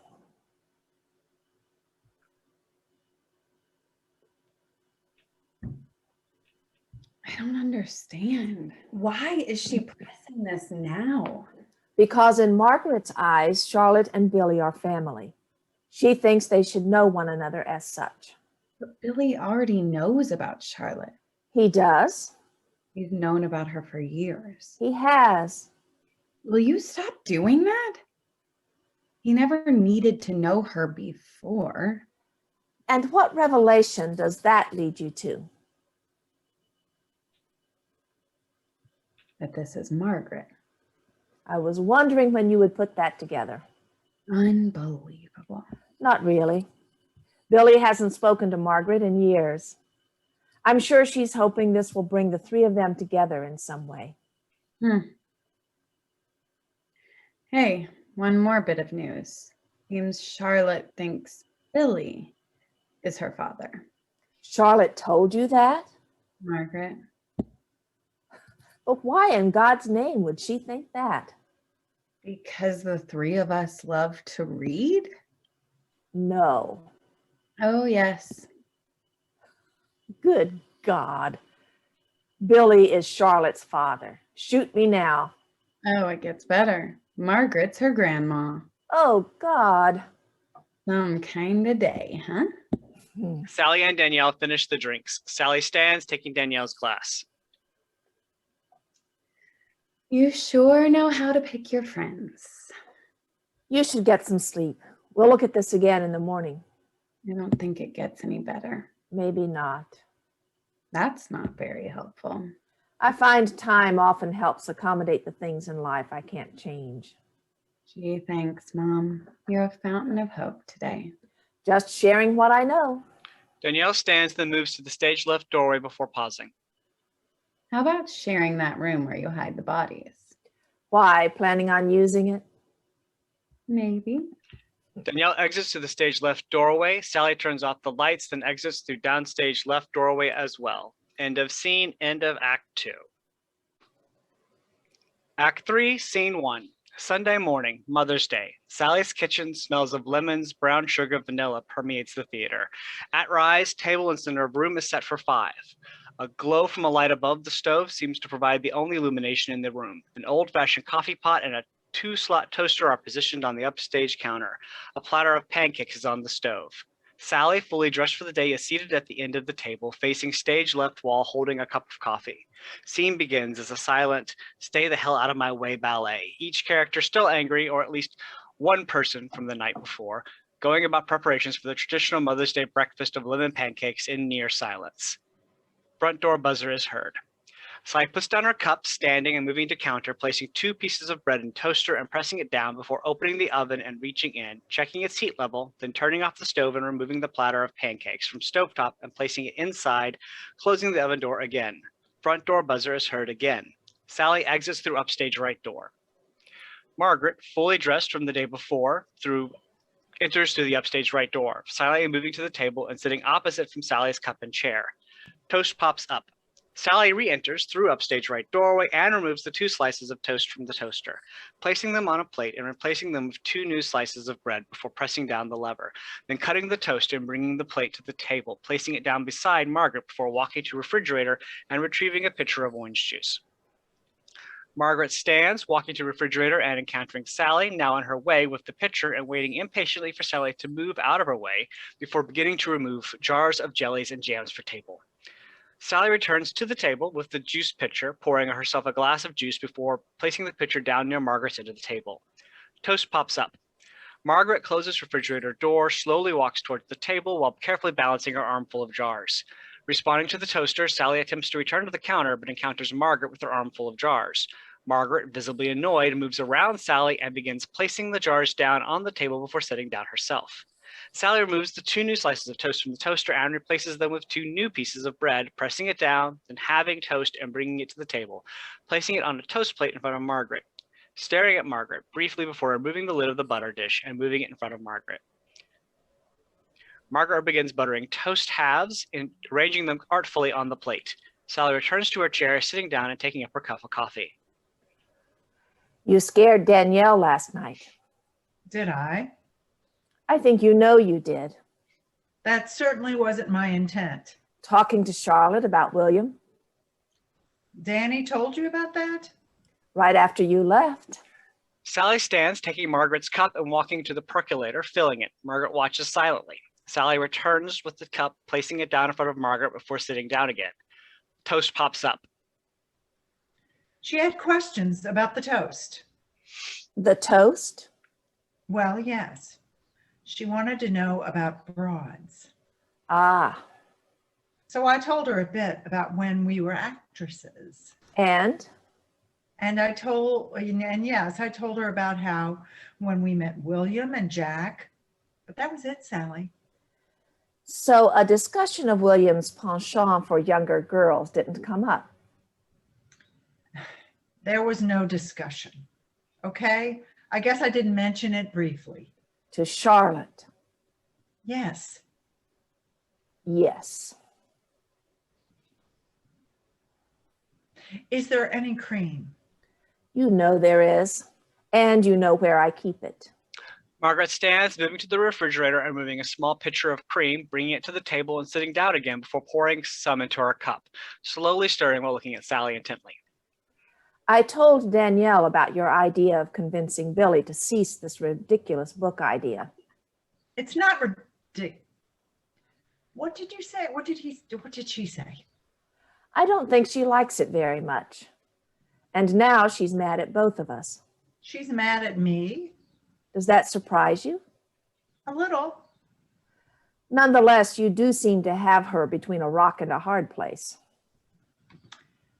Though I'm guessing that was your intention all along. As I told you, none of this is my doing. You did mention that once or twice. And? I think she believes you Well, why wouldn't she believe me? because she's never seen you act. Sallie moves to the counter, beginning to gather items from various drawers. Danielle enters through downstage left doorway, still dressed in sleepwear, never being anything skimpy or risque, pausing to look at the other 2. Margaret looks at Danielle, then resumes buttering toast. Danielle collects a cup from the table, moves towards her coffee pot, but is blocked by Sallie, still gathering items from drawers and cabinets. Sallie places a saucepan and utensils into the countertop next to the stove, as well as sugar and cornstarch, then moves to the toaster. Danielle moves to the percolator and pours herself a cup of coffee, then begins collecting pans, utensils, and other items from countertop, trying to balance all. Sallie removes the toast and cuts it in half, then places 2 new slices of bread in toaster, and Margaret presses it down before returning to the table and placing the toast halves on Margaret's toast plate. Margaret resumes buttering toast. Sallie turns, moving towards the refrigerator. Danielle turns, her arms now full, again blocked by Sallie. Sallie presses past by Danielle on her way to the refrigerator. Danielle returns to the table, placing her items down on the upstage side of the table near Margaret, finally sitting down facing downstage. Holding her cup in front of her face, eyes closed, breathing its scent, attempting to calm herself. Jasmine enters through downstage left doorway wearing a long nightshirt and flannel pajama pants. Also, never anything skimpy or risque. Abruptly stopping, surprised at finding the others already in the room, and while yet unseen, slowly backs out of the room, exiting. Sallie removes a bowl of lemons from the refrigerator, returning to the table and placing the bowl in the table center before taking a piece of toast from toast plate. Margaret. Oh, enters. Okay. Margaret looks up at Sallie, aghast at the intrusion. Sallie drops the piece of toast down onto the toast plate again before moving to her chair, sitting down with her coffee once more. Margaret stares at the toast plate, then slowly slides the piece of toast Sallie just touched onto the table with her knife before offering Danielle a piece of toast from the plate with a wide smile. Danielle takes a piece of toast and begins putting jelly on it. Sallie looks at the two, then stands, returning to opposite end of the table and taking up her original piece of toast before returning to her chair again. All 3 simultaneously sip their coffee, then take a bite of toast. Loud pop of a champagne bottle. A cork flies into the room through stage left doorway, striking stage right wall. All 3 look down at the cork on the floor. Jasmine enters through downstage left doorway, champagne bottle in hand. All turn to look at Jasmine. Jasmine walks to the table, picking up a glass and adding champagne and orange juice before downing it all, then pouring herself another, placing the champagne bottle next to it. Next to Sallie on the table and sitting down in the downstage chair. Toast pops up. Margaret offers Jasmine toast from the toast plate. Jasmine takes a piece of toast. All 4 simultaneously take a bite of toast. Sallie pours champagne into her orange juice glass and takes a long sip. Charlotte enters through downstage left doorway, still in her pajamas, pausing to look at the silent quartet before shaking her head and moving to the coffee pot, pouring herself a cup and turning to face the others leaning back against the counter. Sallie stands, returning to the counter and opening a drawer, removing a zester and handing it to Charlotte. Charlotte moves to the table with her cup and zester, sitting down on upstage side of the table next to Danielle, purposely moving away any of Danielle's items that may encroach upon her space. Margaret smiles, offering Charlotte a piece of toast from the toast plate. Charlotte takes a piece of toast and begins adding jelly. Sallie takes the percolator from the countertop and without asking refills everyone's cups and returns the percolator to the countertop, then gets a second zester and additional bowl before coming to the table and sitting down again. This is nice. All simultaneously take a bite of toast, then long beat as they all slowly chew. Sallie begins zesting a lemon into the small bowl. Charlotte joins her, working on a second lemon. Danielle begins measuring sugar and cornstarch into the saucepan. Jasmine takes one of the zestless lemons, halves it, then squeezes juice into a measuring cup. Shouldn't we start the pancakes? Already finished. So where are they? In the oven. I was keeping them warm until the rest of you finally got out of bed. So all we have to do is finish the lemon sauce and we can eat? That's right. Wow, Gran, you're amazing. I like to think so. So when did you get up anyway? Early. I'll say. Did you sleep at all? A little. Danielle makes the sign of a cross towards Sallie with 2 wooden spoons. Nosferatu. Should we get the sauce started? Certainly don't need to sit here filling up on toast. Not when there are lemon pancakes to be had. Charlotte, why don't you work on the sauce? Oh, okay. Charlotte stands, moving to the stove as Danielle turns on the burner. Not too high with the heat, Danielle. No, Mom. And Charlotte, be sure to stir constantly. I will, Gran. Charlotte begins slowly stirring. Danielle watches, then returns to table. She can handle this, Mom. I'm sure she can. Remember, Charlotte, keep the heat at a simmer and stir constantly. That could be your new mantra, Mom. Keep the heat at a simmer and stir constantly. Do you plan on attacking me the whole day, Danielle? To tell the truth, I hadn't planned that far ahead just yet. Well, let me know when you decide. You'll be the first to know. So what are our plans for the day? Do we need plans? We're not staying in here all day. I didn't say we were. Good. So what would you like to do? I'm fine with whatever you decide. That's new. Can we go to the park? Oh, yes, the park is beautiful this time of year. Careful, Charlotte, don't let it scorch. Mom, I'm just saying it needs a close eye at this point, Danielle. It's all good, Gran. See, it's starting to thicken. Just about ready for some orange juice. Coming right up. It's supposed to be pretty out today. then Central Park sounds like a great idea. Yes, it sounds like fun. But I want to see the Peter Pan statue. Well, there's plenty of time for everything. Keep stirring, Charlotte. I'm stirring, Gran, see? And you're doing a very fine job. Thank you. I wasn't aware there was a statue of Peter Pan in Central Park. Well, there's not. It's in the Carl Sturz Park, wherever that is. It's Shirts. You know it? Of course, it's on 84th, or is it 85th? Anyway, it's on the river, just over from Central Park. How did you hear about that park, Jasmine? Well, Charlotte and I looked it up in the library today. We were talking about the Alice in Wonderland statue in Central Park and got looking at books on statues in the city. Charlotte found out about the one of Peter Pan. That school paper did get finished, right? Of course. Jasmine? Close to 30 pages. See? Sorry, I doubted you, sweetheart. So how's our sauce? It's ready for the juice. Sallie pours a small amount of juice into the pan. How does that look? Perfect. It does, doesn't it? I'll get you a small pitcher. Teamwork. Yes, great job, guys. Danielle, please, there are no guys here. My mistake. Great job, broads. Ornery broads. Exactly. Sallie takes a pitcher from the cabinet, handing it to Charlotte. Charlotte pours the sauce into the pitcher, then brings it to the table before sitting down. It smells wonderful. Sallie opens the oven, taking out the platter and bringing it to the table. And here are the pancakes. Wow, they look great, Gran. Careful, that platter's hot. I'll put it here in the middle so it doesn't need to be passed. So we have butter and Charlotte's delicious lemon sauce. Do we need anything else? Just for you to sit down. It all looks perfect, Sallie. Sit. Maple syrup, anyone? Or maybe more coffee? Sit. Sit. Okay.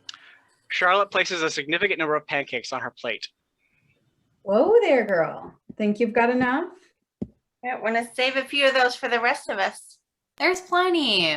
Yes, there is, Charlotte. And I can always make more. You take as many as you like. Maybe just one more. Charlotte takes one more pancake, then the others all begin serving themselves from the platter, adding sauce and eating as the dialogue continues. Charlotte has never been shy about her pancakes. Especially Mom's lemon pancakes. I don't know if your mother told you, but this recipe goes back quite a way in our family. Yes, we made this recipe for your mom and my Billy when they were little. I thought it was Mom's recipe. It is. And now it's yours, Charlotte. I like that. So do I. But actually, I was referring to it going back even further than when your mom was little. How old is it? Yes, well, I was taught how to make them by my grandmother, and she was taught how to make them by her grandmother. See? Really old. I suppose so. Isn't that what I just said?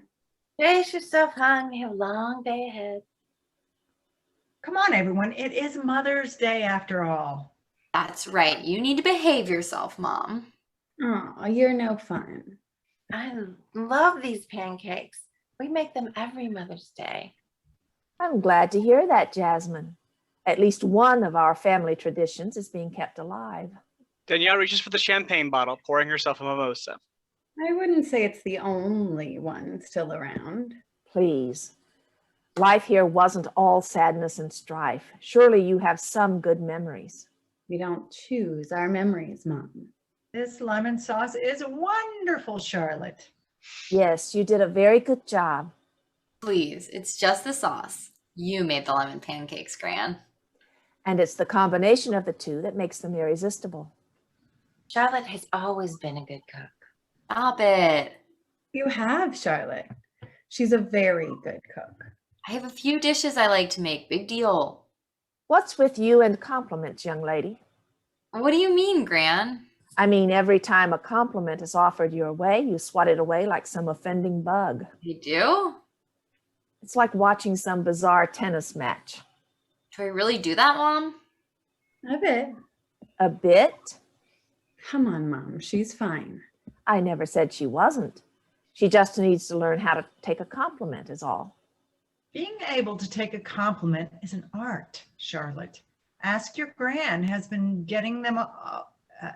Ask your gran has been getting them so long. She's forgotten how difficult it can be at very first. I haven't forgotten a thing, old woman. And I never had a problem taking compliments. I guess that's true. You have lots of talents, Charlotte. It wouldn't hurt to learn how to take a compliment. Exactly. That's all I'm saying. Right. Something you want to add here, Danielle? Just pointing out whatever you say, Mom, is never all you're saying. Sallie stands, taking up the pancake platter. Wait, one more. Take as many as you like. No, one's plenty. I'd love to get to Broadway and look around a bit. Sounds good to me. Still going to the park, right? Yes, and Central Park. Like I said, we have all day. Not if she keeps eating pancakes. This is my last one. Good, because I'd hate to leave without you. Hey. Jasmine moves to the downstage left doorway, exiting. Don't listen to them, Charlotte. Enjoy your pancakes. We have plenty of time. She's only teasing, honey. Take your time. Just hurry back once you're finished. I will. Danielle moves to downstage left doorway, exiting. Sallie makes a show of looking towards doorway, ensuring Danielle is gone before turning to Charlotte. So, Charlotte, why all the interest in a Peter Pan statue? I was wondering that myself. I don't know. I always love that story, I guess. Seriously? Mom read it to me all the time when I was little. She did? Why would she do that? Sallie, stop. I think that's wonderful. No surprise there. So enlighten me, Charlotte. Why should one read this book? Oh, wow. Where to start? Okay. How about Not Growing Up or Last Nights in the Nursery and all those wonderful adventures? Oh, yes. Pirates, mermaids, and sweet, sweet Nana. I love Nana. I always wanted a dog like that, so I could name her Nana. So that's your argument for elevating Peter Pan to the level of fine literature? Pirates, dogs with silly names, and why not Treasure Island? That's only Pirates, Gran. I mean, sure, Treasure Island is fine, but Peter Pan has the Lost Boys and Tinkerbell. Don't forget the crocodile. Crocodile! Always after Captain Hook for one more taste. So suspenseful. Get a handle on yourself, old woman. I must say, you two do make the book sound exciting. It's a wonderful children's book, Sallie. And yet here you are, an adult and utterly beside yourself. Tell me you wouldn't have loved to play Wendy on stage, Sallie, or better yet, Peter Pan. With all the wonderful roles out there, that's the one you would reach for. Are you seriously telling me you wouldn't have taken that role had it been offered you? If they had offered it, I'm sure I would have given it to you, Margaret. You're too good to me. Perhaps it's not too late. I'm sure there must be a dinner theater production somewhere that would have a place for you in the cast. Do you really think so? Wouldn't that be fun? Yes, so much fun. Margaret stands, taking Charlotte's hand in hers. You know, the place between sleep and awake, that place when you still remember dreaming, that's where I'll always love you. That's where I'll be waiting. That's beautiful. I thank you, dear. I don't know, Margaret. We may be setting our sights a little high with dinner theater. It has been a while. I don't know what to think here, Margaret. With all the books you've been exposed to over the years, the literary world being your oyster, as it were, you chose to dig for clams. Guilty as charged. So now what, Sallie? Off with my head, maybe? You've had worse ideas, old woman. Danielle and Jasmine now enter through downstage left doorway, now dressed for the day. Are you still in here? Going right now? Charlotte puts 3 separate bites into her mouth, stuffing it full. Slow down, Charlotte. You'll make yourself sick. She's fine. Yes, she is, despite you exposing her to all that Peter Pan nonsense when she was young. What are you talking about? What's wrong with Peter Pan? Gran doesn't like Peter Pan, Mom. Seriously?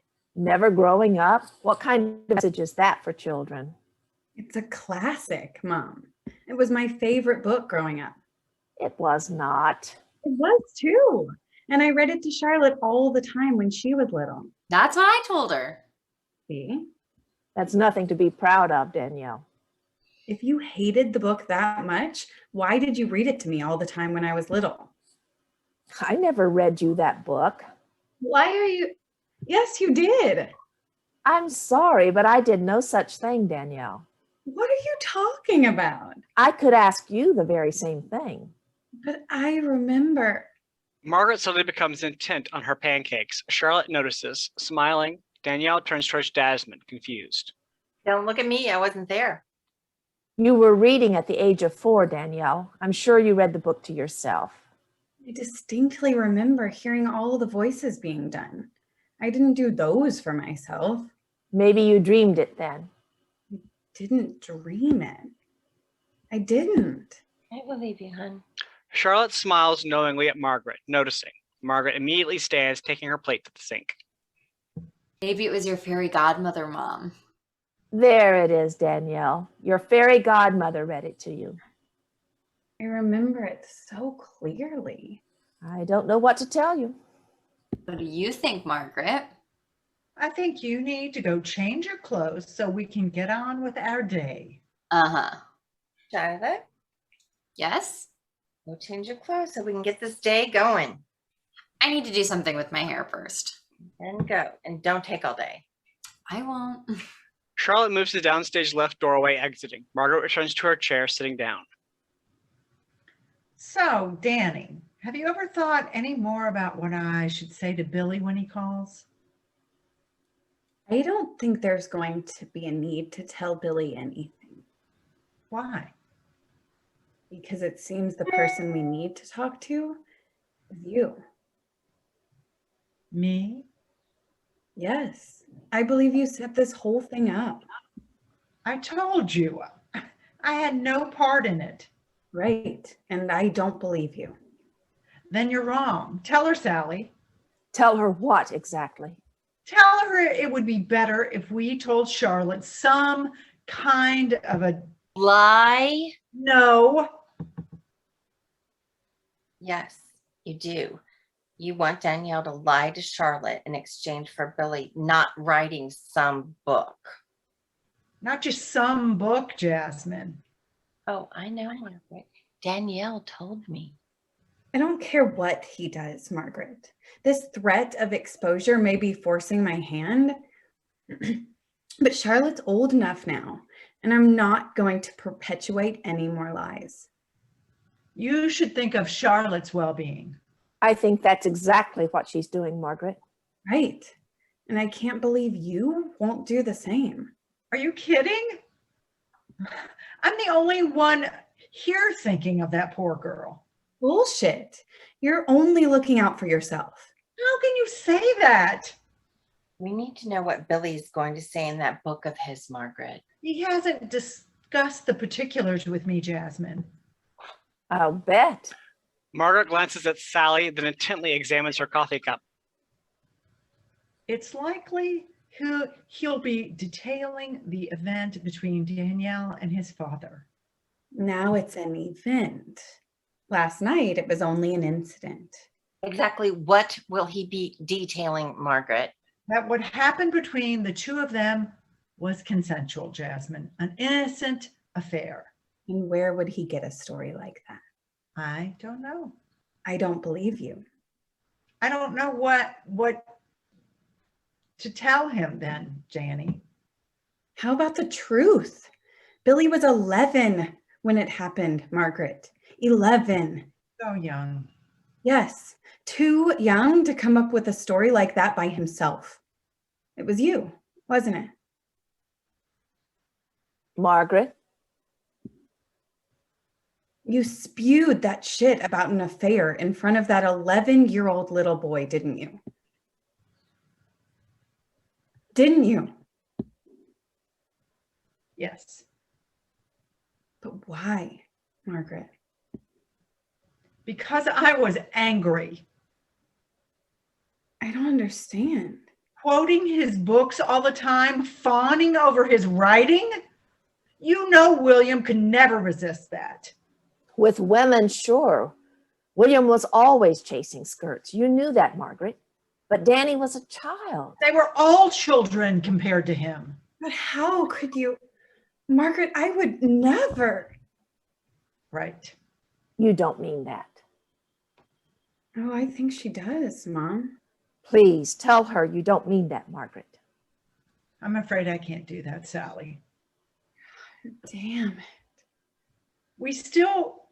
We can still find an answer to this, Danny. Stop calling me that, goddammit.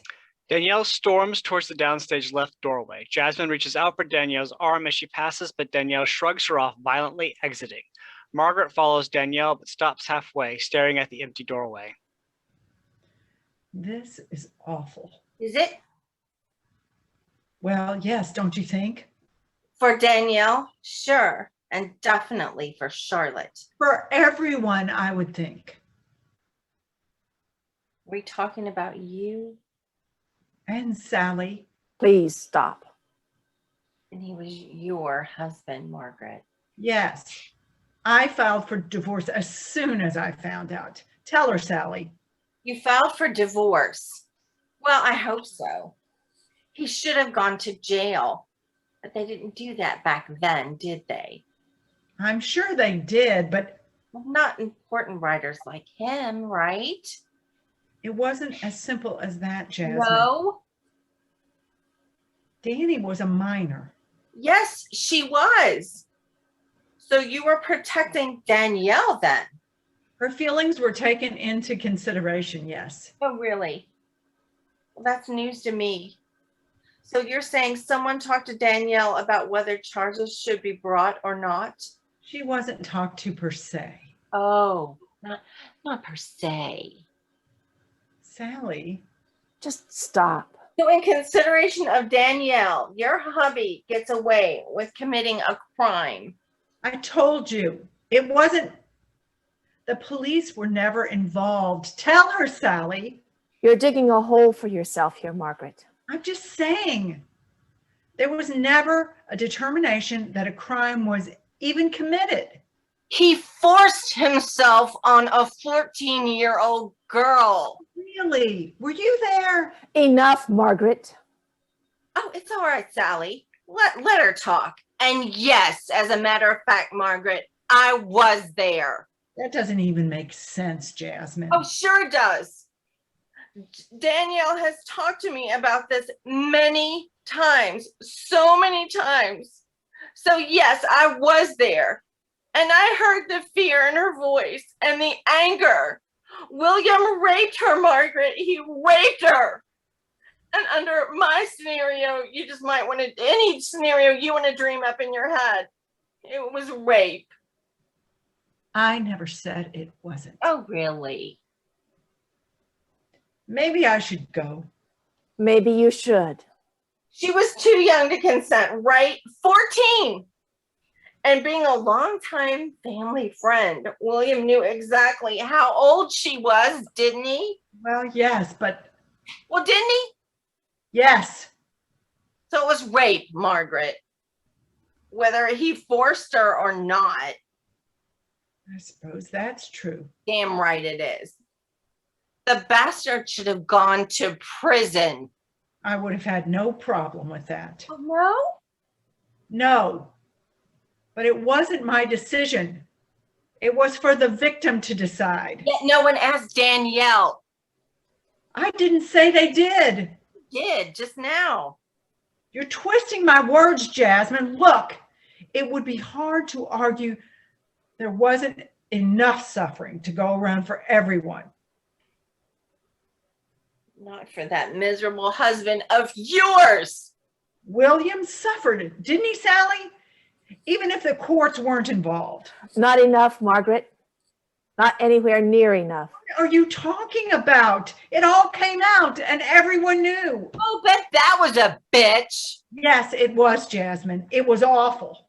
He was cut off by his publisher, ostracized by his colleagues and friends, and then he killed himself.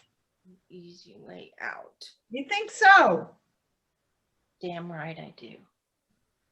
I think as you get older, Jasmine, you'll find there are no easy ways out of this life. Sallie stands, moving upstage towards upstage right doorway, pressing it open. I think you need to go, Margaret. You know I'm right, Sallie. Just go. I should say goodbye to Charlotte. Go, Margaret.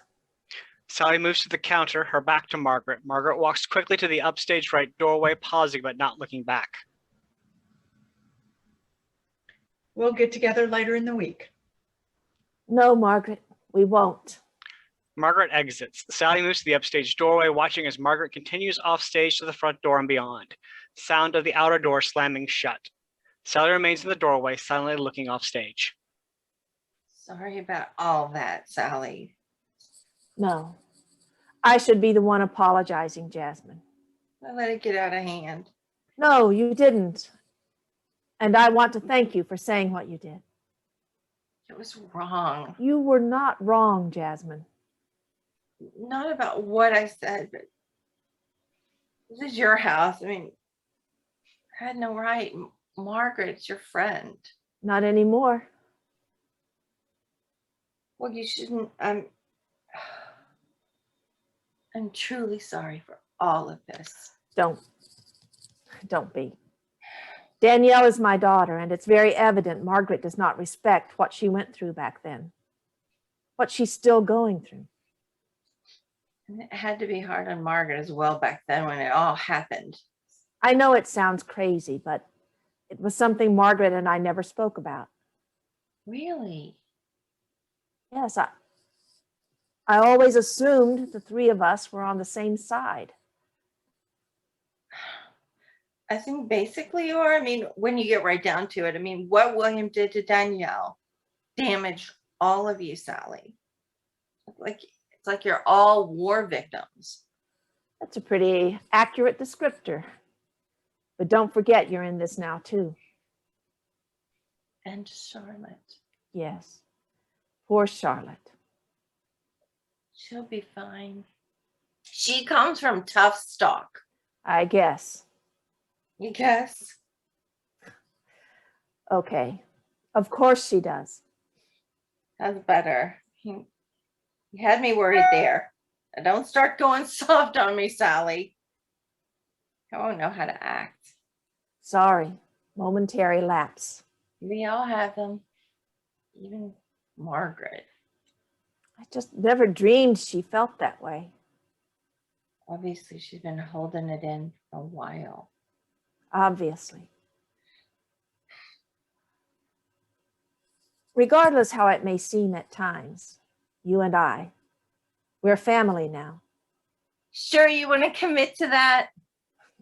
Definitely. Jasmine walks to the chair next to Sallie, sitting down. Well, thank you. Hold on. That being said, you should know I don't go in for all that heartfelt sap. Oh, I know. Still, you should always assume you're in my good graces, unless I expressly tell you otherwise. Fair enough. Same goes for me. Good then. Danielle enters through downstage left doorway, moving to the table, reaching for the champagne bottle. Jasmine places a hand over Danielle, stopping her. What do you say we all get out of here and see some of this city? I don't know, Jasmine. I don't feel much like going anywhere right now. Nonsense. Mom, please.